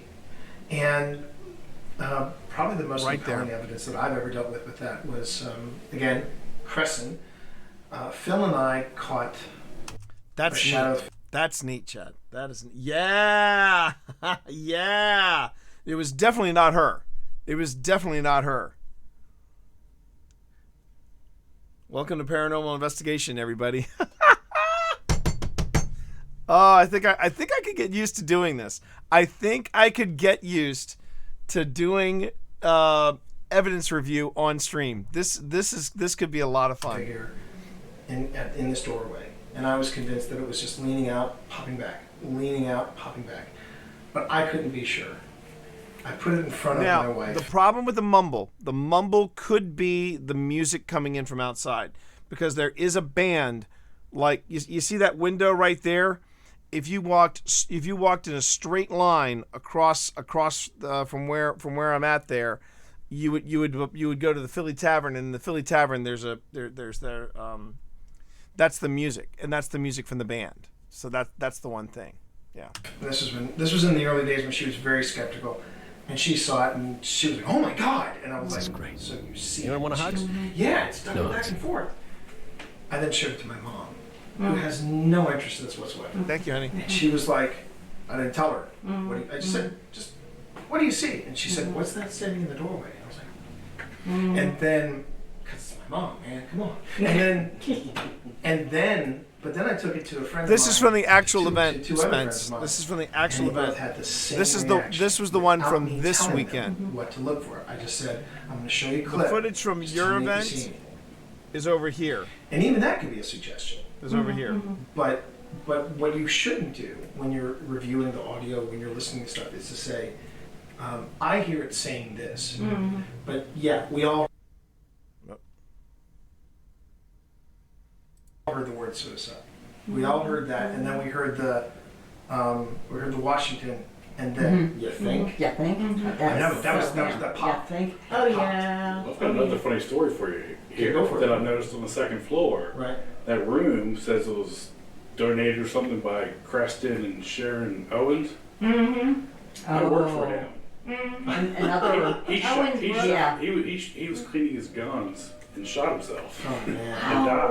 I don't I remember, but I don't, now I remember that. Yeah. Yeah, I mean, that's the story I heard, is that, he was cleaning his gun and shot himself accidentally.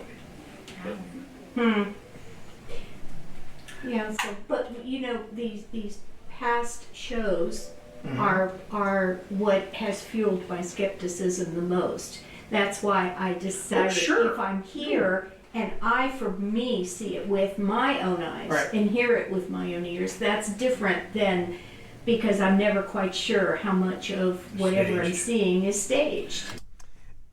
And real quick, and real quick here, just so you all know, this is why you review all of the evidence that you have. You review all the evidence that you have, because if I just skipped over, we were just chit-chatting away and just these are the different, very good, Random. This lady also won our prize pack, and we have that on video. And I'm not necessarily going to go through the video of the opening and the closing. I'm just going to focus on the stuff for the investigation. But what I wanted you to notice, though, chat, was that when you have this type of evidence, you always want to listen, because you never know if you catch something, like whatever that possible moan or that little whatever that was. If I had skipped this because I knew that we were just chit-chatting, I would have missed that. So that is the importance of always checking whatever you bring back from an investigation. That is a pretty good pun, though, Random. Nicely done. And yeah, exactly. Compared to the background, see, and that's the other thing too, is that there's like when you look at the Tuckahoe episode, which was our season finale. Season 1 finale was when we took the Ghoulie Girls to the Tuckahoe plantation, and we caught on two different sources. We caught on Phil's body cam a sigh, like a very audible sigh. And then we also caught it on another camera that was actually several feet away, like it was recording in the it was a device that was recording in the cemetery where we left it, and we caught it on both times and both instances. And that type of corroboration is amazing, but it also shows you spatial relations, like which mics brings it up, and that is what I think fascinates Steve, the Blind Gamer Sailor, so much. And why he is itching to go on another investigation with us. He's appearing in season 2. He's definitely appearing in season 2. Excited I got to be here for that part. I gotta go empty temporary AC. Still recovering from Hurricane Ian. Okay, you do you, baby. You do you. And hey, Adam, I'm glad you're good. I'm glad you're safe. I'm glad you're okay. So I have to review my evidence. Well, there you go. There you go, Spence. And what's to say you couldn't do this? Because this has been fun. This has been fun. I gotta admit, this has been a great time. It has been a lot more very receptive. Everyone's been very receptive and really, really digging this. So So there might be more of these types of streams in the future, I think. Let me get back to this thing. And I do want to finish this up. That is going to always be. I mean, the stuff that I have seen on paranormal TikTok is ridiculous. And now there's this new trend where people say, "Here's my footage. I'm going to give it to real ghost hunters and see if they if they will validate it." 9 times out of 10 they don't. 9 times out of 10 they go, "Well, okay. Well, first off, I can't see." There was this one irrefutable footage that I watched of this guy's believing that his bathroom was possessed, and I was like, okay, you could hide a friend very easily behind that door. You can do this. You can do this, and that's something that drives Phil crazy. I'm constantly trying to debunk stuff. It's a couple of times you'll see it on the show. A couple of times. I have called him out because I heard a voice that said, "Bite me."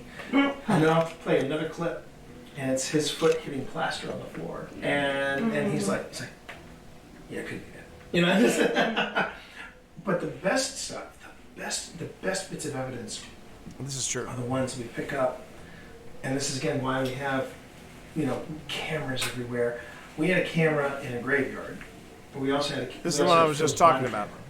Phil's body camera picked up a breath as he was walking from point A to point B. The stationary camera in the graveyard picked up the same breath, and at the time that the breath exhaled, Simon goes off. And it's that kind of corroboration that makes you go, okay, explain this. And yeah, I mean, I remember in one of my most compelling pieces of audio, my most skeptical friend said to me, it was a bird. And I had another friend of mine come up to me and go, "T, I'm a diagonal skeptic, and I know for a fact that was no goddamn bird." Yeah. So I guess as we sit back here and we wait for something to happen, I should ask, what are you taking away from this? What are your thoughts? I'm not asking. This was fun. If I changed your mind. This event was a lot of fun. I really want to do it again. Possibilities for you. I really want to do this again. Yeah, my personal preferably on a night when they don't have a always band been in the idea at the Philly Tavern. Spirits and Christianity and Sure, all of sure. this. So that's where Sure. I tend to have a, Oh yeah. But I have never not believed that if I see a cardinal, that means something.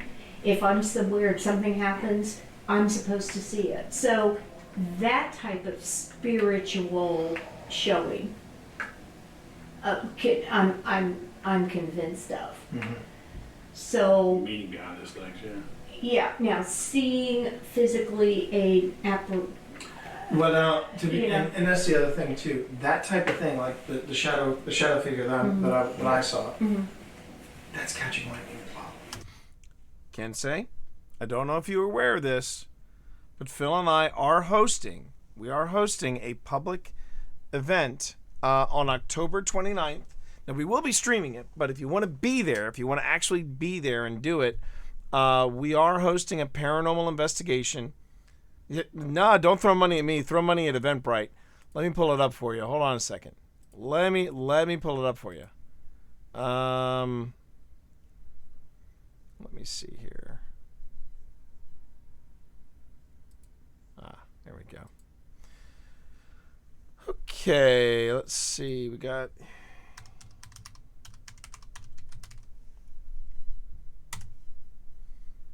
All right, and I will go to...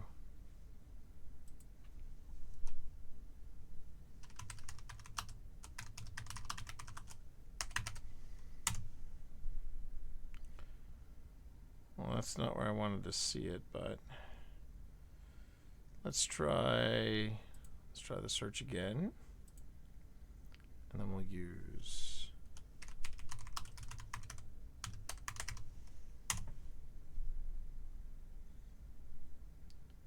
there we go. So again, Ken say if you're interested, I was about to ask if Wynn had said something about tickets. If you're interested, there it is. Well, yeah, that too, John, without question. But this right here, this is what Phil and I are planning next. This is a haunted Halloween haunting presented by Old Spirits Investigations, and the location that is featured here. This location was featured on Old Spirits, as in the TV show Kindred Spirits. Kindred Spirits. And when the guy who runs and owns Linville Manor, he could not be a nicer guy. Could not be a nicer guy. Every time we've gone here, something weird has happened. And he was the one that actually said, would you guys like to do an event in October? And we were just like, when would you like to do it? And it's going to be the day after my birthday. It's going to be the day after my birthday. So if you want to get in on the action, you are more than welcome to join us there. I'm going to move that over here so I have access to it.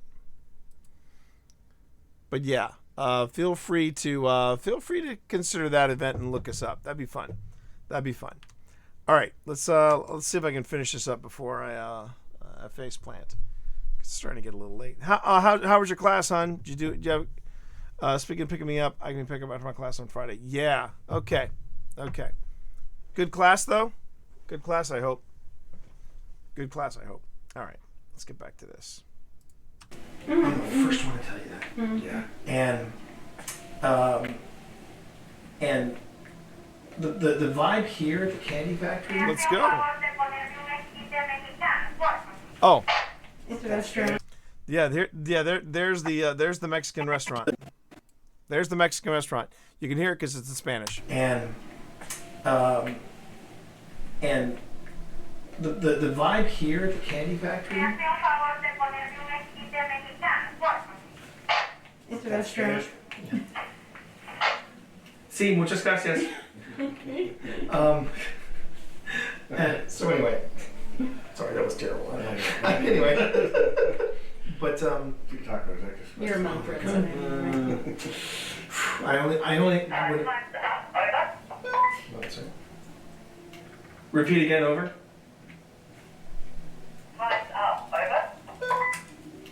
Time's up. Over. Not cool around. Yeah. Let's wrap up then. Over and out. You want to hear something very interesting? Yeah, go for it. Okay, so years ago, my daughter and I were at Target, and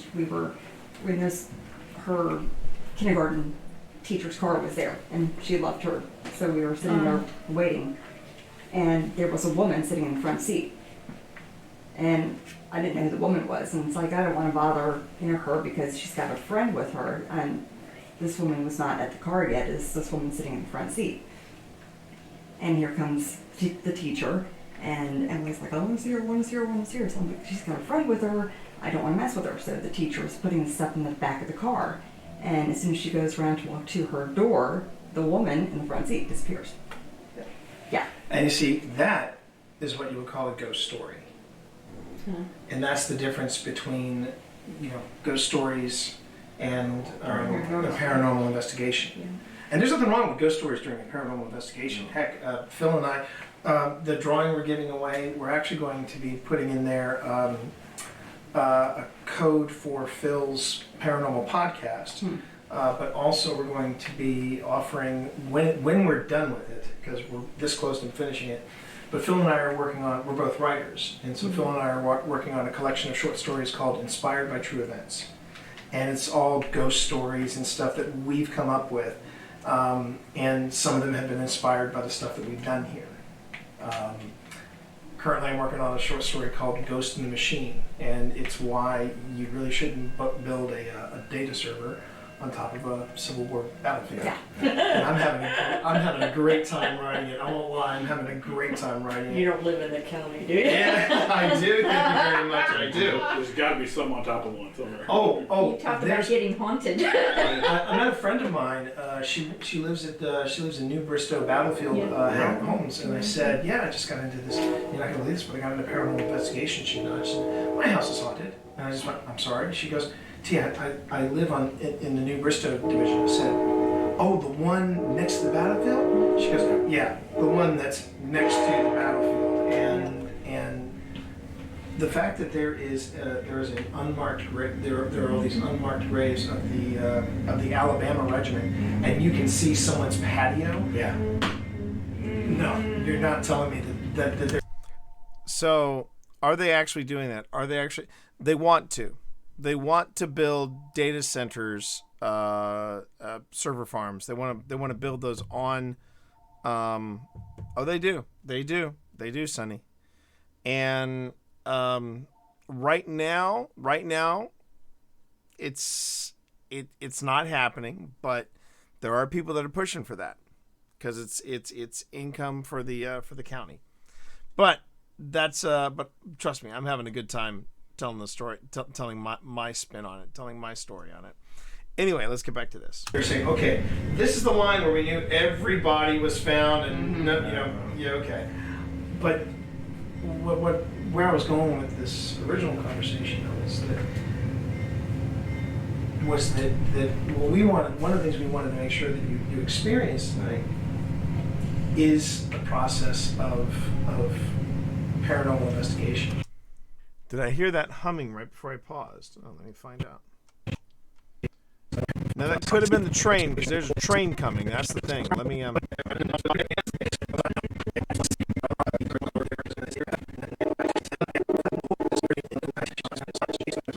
back it up.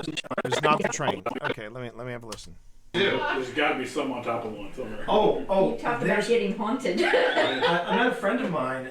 She lives in New Bristow Battlefield Homes, and I said, "Yeah, I just got into this. You're not gonna believe this, but I got into paranormal investigation." She said, "My house is haunted," and I just went, "I'm sorry." She goes, "Tia, I live in the New Bristow division." I said, "Oh, the one next to the battlefield?" She goes, "Yeah, the one that's next to the battlefield," and the fact that there is an unmarked there are all these unmarked graves of the Alabama regiment, and you can see someone's patio. Yeah. No, you're not telling me that they're saying, okay, this is the line where we knew every body was found, and okay. But where I was going with this original conversation was that one of the things we wanted to make sure.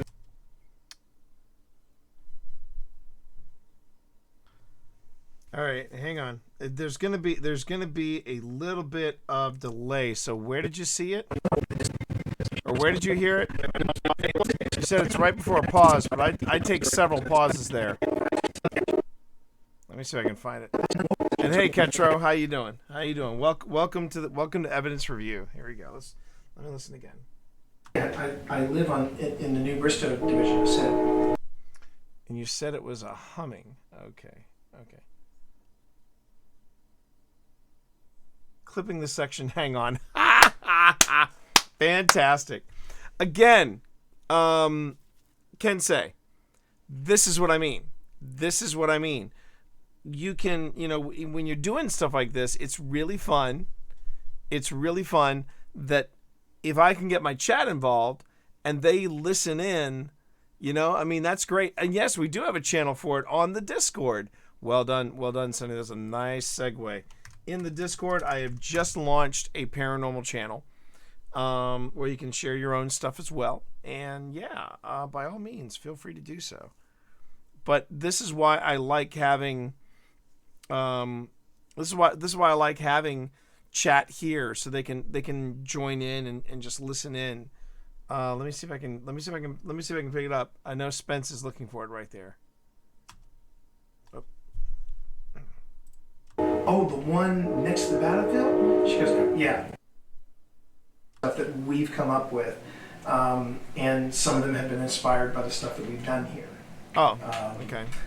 Currently, I'm working on a short story called Ghost in the Machine, and it's why you really shouldn't build a data server on top of a Civil War battlefield. Yeah. And I'm having a great time writing it. I won't lie, I'm having a great time writing it. You don't live in the county, do you? Yeah, I do. Thank you very much. I do. There's got to be some on top of one somewhere. Oh! You talk about getting haunted. I met a friend of mine. She lives in New Bristow Battlefield Homes, and I said, "Yeah, I just got into this." I got it too, Ketro. I got it too. She said, "My house is haunted," and I just went, "I'm sorry." She goes, T, I live in the New Bristow division. I said, oh, the one next to the battlefield? She goes, yeah, the one that's next to the battlefield. And the fact that there is an unmarked there are all these unmarked graves of the Alabama regiment, and you can see someone's patio. Yeah. No, you're not telling me that. Is it right after? I'm curious, Spence. Is it right after I say patio?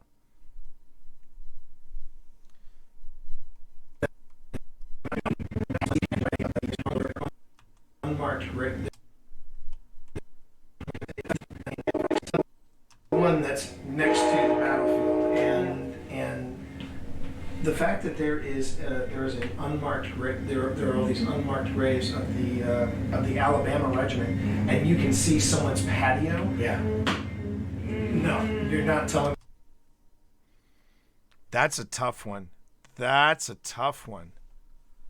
That's a tough one. Let me see. Let me see if. Let me see what Spence's. What Spence pulls up. Hold on. I'm going to click that.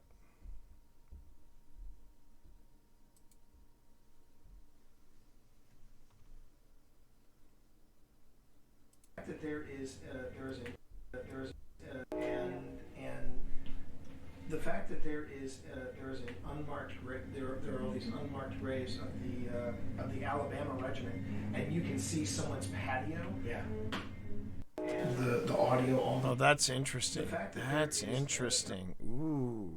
Okay. Okay. I got because the two ladies in front are going, but the cadence, yes, it is from the woman who's nodding and yeah, that's gonna be a tough one.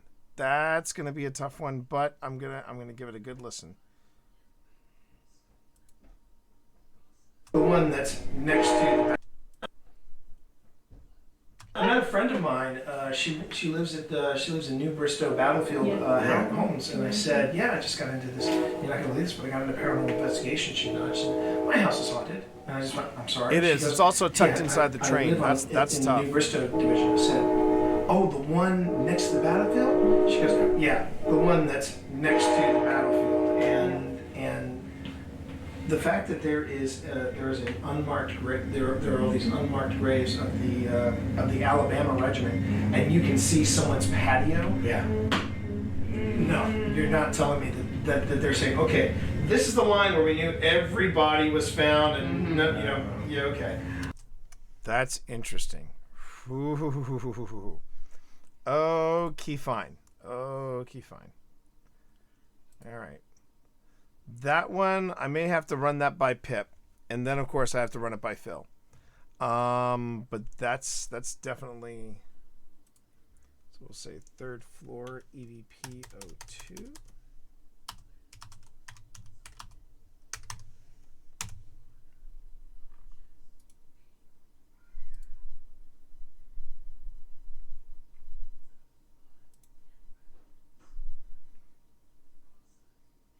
This is kind of what I've been hoping for. This is what I've been hoping for. And I'm thrilled to share this with you all. This is really fun.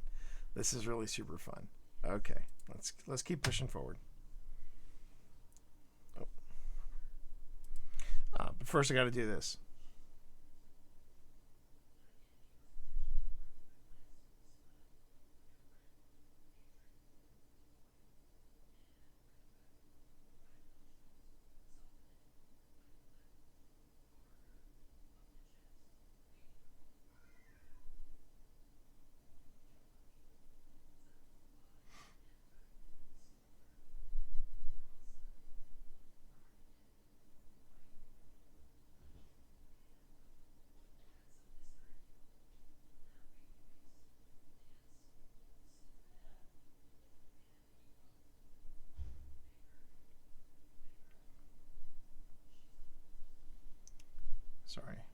Sorry.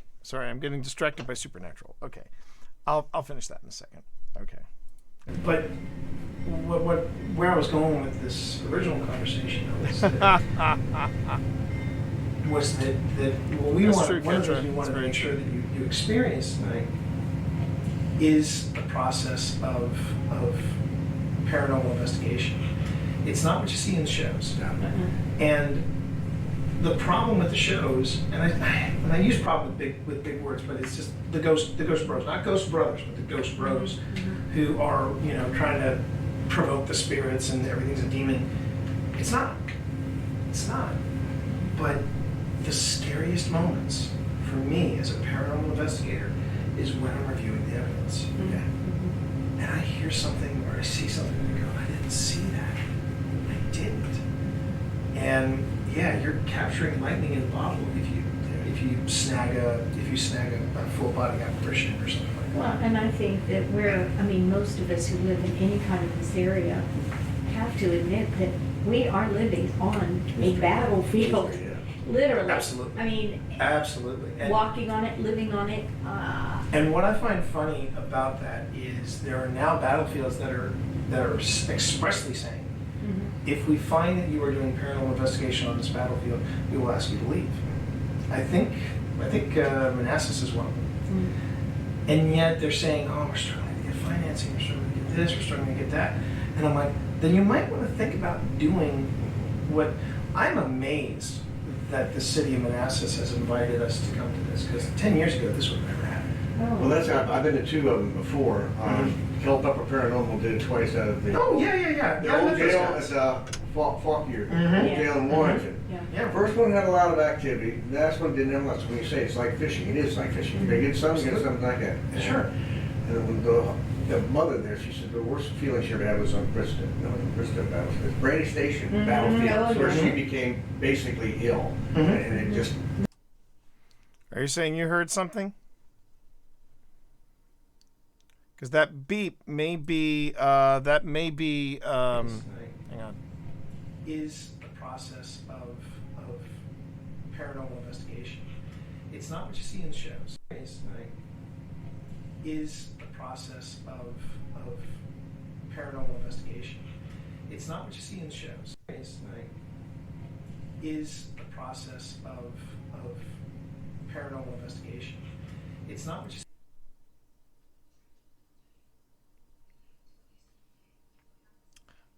I mean, it's just after you say the word. Okay. All right, let me try that again. All right. Oh, now it's getting good.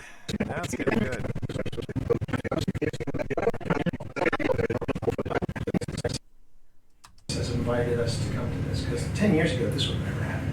Well, I've been to 2 of them before. Keltucker Paranormal did it twice out of the. Oh yeah. The old jail is Faulkner, jail in Warrington.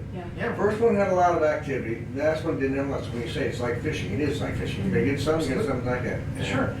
And when the mother there, she said the worst feeling she ever had was on Bristol battlefield. Brady Station battlefield, where she became basically ill, and it just overcame her. She had to leave. And that's the thing is that, it's funny how there are some places that, and this is where you have to be very, very, very careful, and in my opinion, very skeptical. Okay, so the beep that you just heard, that was the eddy. So I know what that is. I don't mind it when you lean in, but when you start doing, like, there was this one event that Phil and I did, and we said, this is the last time. This is the last time. It was considered. Was that the beep you were talking about, Kensei, or was it before this? One of the most haunted areas. Then we found out that the people that are taking care of the property do haunted houses, and this place used to be an asylum. And I'm like, nope, I'm out. You're poking the bear. Yeah, you are poking the bear, and yet when you go into a place like Crescent, the people who do own the property, they're like, well, we need to finance this operation, and if we're financing the operation by bringing people in. When you're saying the process of, okay, that happened a little. Okay, so I'm going to back it up a little bit further. Further in. Trying to provoke the spirits and everything's a demon. It's not. But the scariest moments for me as a paranormal investigator is when I'm reviewing the evidence. Okay. And I hear something or I see something and I go, I didn't see that. I didn't. And yeah, you're capturing lightning in a bottle if you snag a full body apparition or something like that. Well, and I think that most of us who live in any kind of this area have to admit that we are living on a battlefield. Literally. Absolutely. Absolutely. And Walking on it, living on it. And what I find funny about that is there are now battlefields that are expressly saying, if we find that you are doing paranormal investigation on this battlefield, we will ask you to leave. I think Manassas is one of them. And yet they're saying, Go back even further. Let me go back a little further. make sure that you experience tonight is the process of paranormal. There it is. The process of. Okay. Let me hear it here. But where I was going with this original conversation was that one of the things we wanted to make sure that you experience tonight is the process of paranormal investigation. It's not what you see in the shows. Yeah, I hear that. I hear it. It's right in between where I stammer on the ofs. The only problem is I can't, from the tone of it, could be a voice from outside. It sounds like it could be a voice from outside. And the problem with the shows, and I use problem with big words, but it's just the ghost bros. So much noise happening. Ghost bros who are trying to provoke the spirits and everything's a demon. It's not. But the scariest moments for me as a paranormal investigator is when I'm reviewing the evidence. And I hear something or I see something and I go, I didn't see that. I didn't. And yeah, you're capturing lightning in a bottle if you snag a full body apparition or something like that. Well, and I think that most of us who live in any kind of this area have to admit that we are living on a battlefield. Literally. Absolutely. Absolutely. And Walking on it, living on it. And what I find funny about that is there are now battlefields that are expressly saying, if we find that you are doing paranormal investigation on this battlefield, we will ask you to leave. I think Manassas is one of them. And yet they're saying, oh, we're struggling to get financing, we're struggling to get this, we're struggling to get that. And I'm like, then you might want to think about doing what I'm amazed that the city of Manassas has invited us to come to this, because 10 years ago this would have never happened. Well, that's I've been to two of them before. Keltupper Paranormal did it twice out of the. Oh yeah. The old jail is Fauquier, old jail in Warrington. Yeah. First one had a lot of activity. The last one didn't have much. When you say it's like fishing, it is like fishing. You get some, you get something like that. Sure. And when the mother there, she said the worst feeling she ever had was on Krista. Krista battlefield. Brandy Station battlefield, where she became basically ill, and it just overcame her. She had to leave. And that's the thing is that it's funny how there are some places that, and this is where you have to be very, very, very careful. And in my opinion, That was Eddie. I don't mind it when you lean in, but when you start doing like there was this one event that Phil and I did, and we said this is the last time. This is the last time. It was considered one of the most haunted areas. Then we found out that the people that are taking care of the property do haunted houses, and this place used to be an asylum. And I'm like, nope, I'm out. You're poking the bear. You are poking the bear.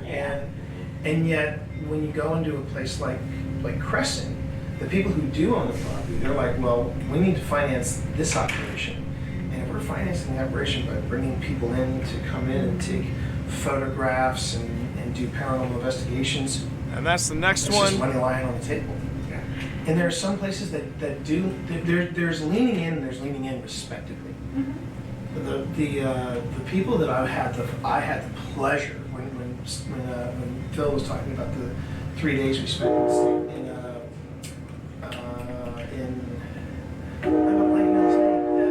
Savannah. We went to the old Savannah Theater, and the guys that are running that operation, top-notch pros, and they were fantastic.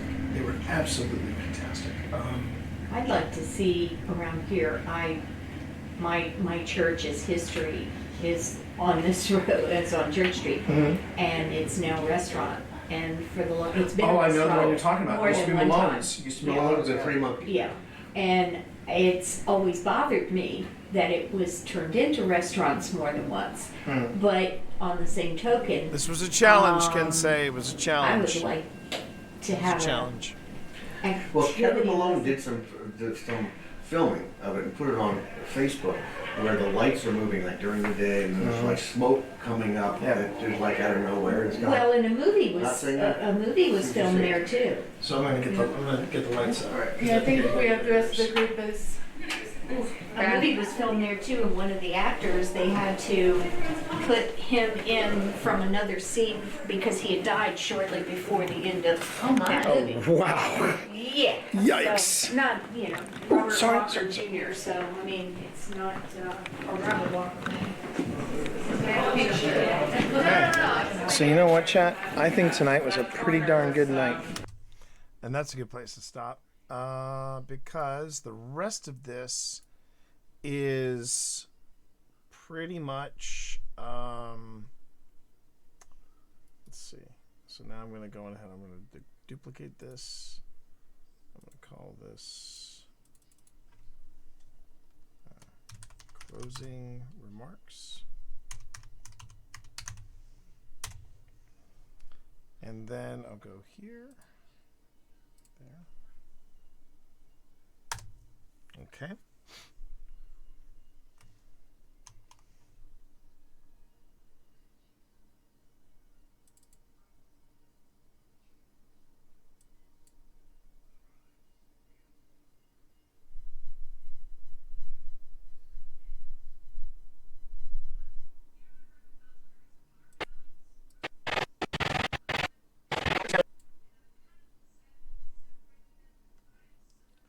No.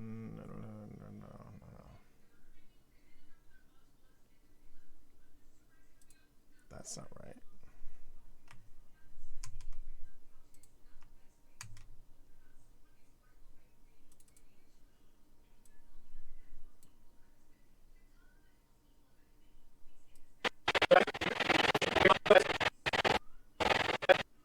That's the one. That's the one. All right, where'd you put it? Where'd you put it?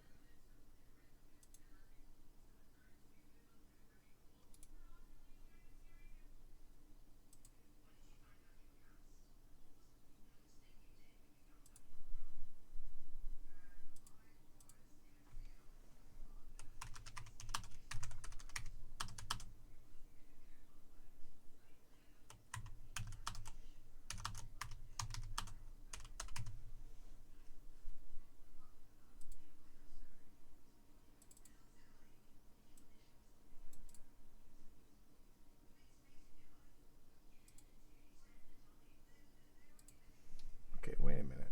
Sorry, everybody. Oh, I'm duplicating the wrong derp. Okay, I see what you did there. All right, so let me go on ahead. Let me. All right, this one. Yeah. Delete that. Let's go third floor. So it's just called third floor. Sorry, everybody. I was lost to my own. File naming scheme. Let's do this. Let's go here. We'll go to duplicate. I'll come up here. Now I'll call this one closing remarks. And then I'll come in here. Nope. Now I'm in. Sometimes I can get lost in my own windows. That does tend to happen. Oh. And this was just the. Ooh. All right.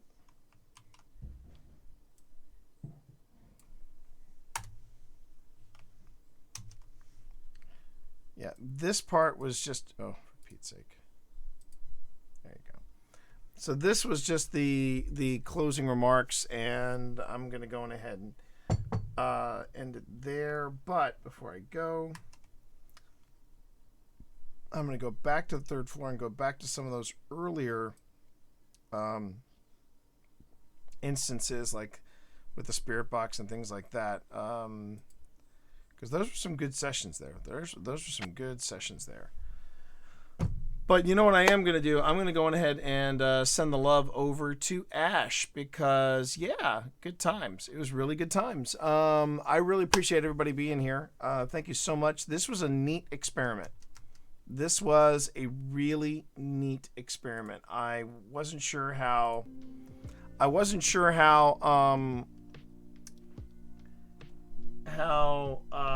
this was going to be received, me coming in here with my audio, and then we were just going to go on ahead and review it. There's some places steeped in suffering that are just bad places to go if you're looking for a safe investigation. Chichen Itza is an example.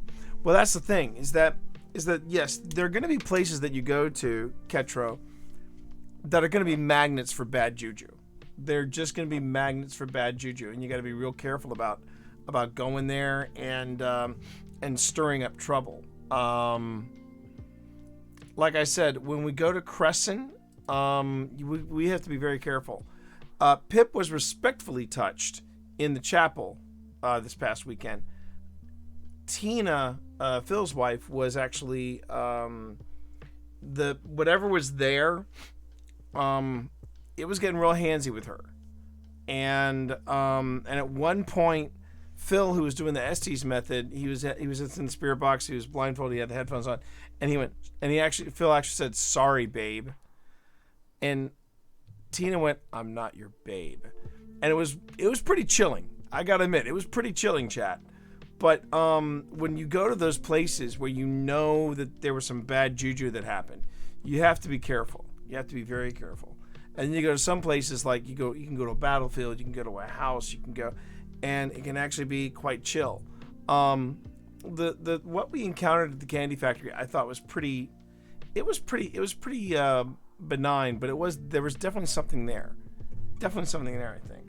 And here's Benedict telling me it's time for bed. All right, everybody. So let's go raid Ash, and I can go on ahead and let Ash know that we were reviewing evidence. We were reviewing evidence from the weekend. Watched Haunted Mystery recently, and their Gettysburg episode was great. Haunted Mystery is Haunted Mystery on Discovery. Because I wouldn't mind checking them out if it's pretty good. Haunted History. Okay. That's the History Channel. I would assume they'll probably have something. All right. So let's go. That's not the right command, T. That's the right command. There you go. Okay. Oh, what do you mean? Oh, it's on Hulu. Oh, okay. There we are. So now we're going to go raid Ash. And thank you, everybody, so much for all the support you're showing the stream. You know what to do when you get to Ash's channel. You go on ahead and you drop that in, copy pasta it. Ash was an absolute delight. She was so much fun to meet at TwitchCon, and I want to share the love with her. Good night, Wyvern. Good night, Spence. Good night, everybody. I really appreciate all the support for this. And if you liked what you saw, go on ahead and drop me a note in Discord, and heck, I might even come back some other time with some more evidence, and then we can go over it. Hey, thanks everybody. It was a real treat. You guys have a great night. Take care. Peace.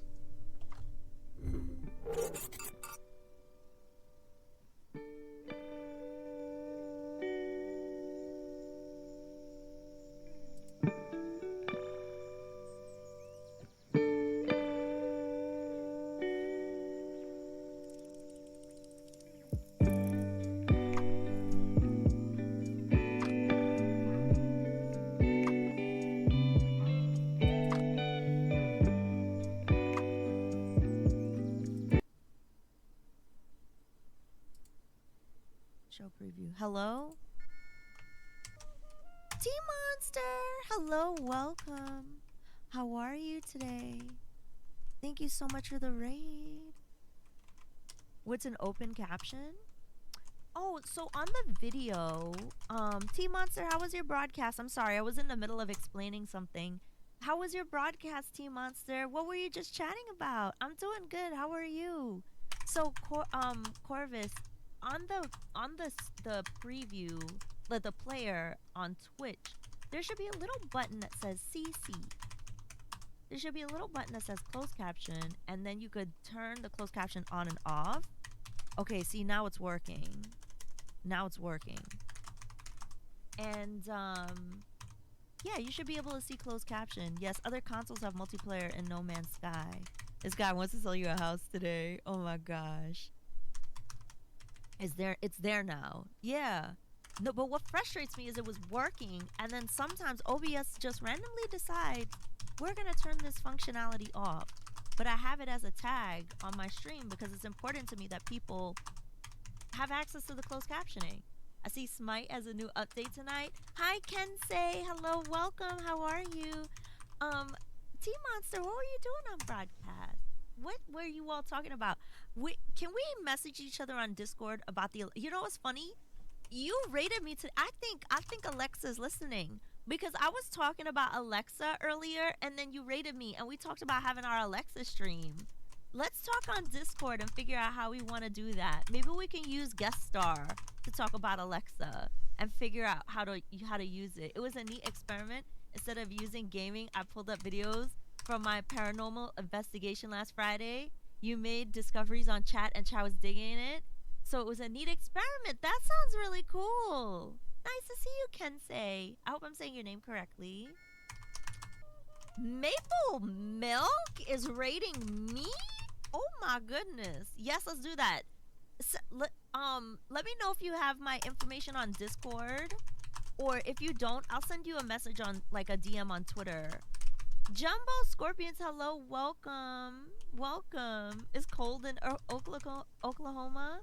Maple Milk, how was your broadcast? I listened to Twitch stream and on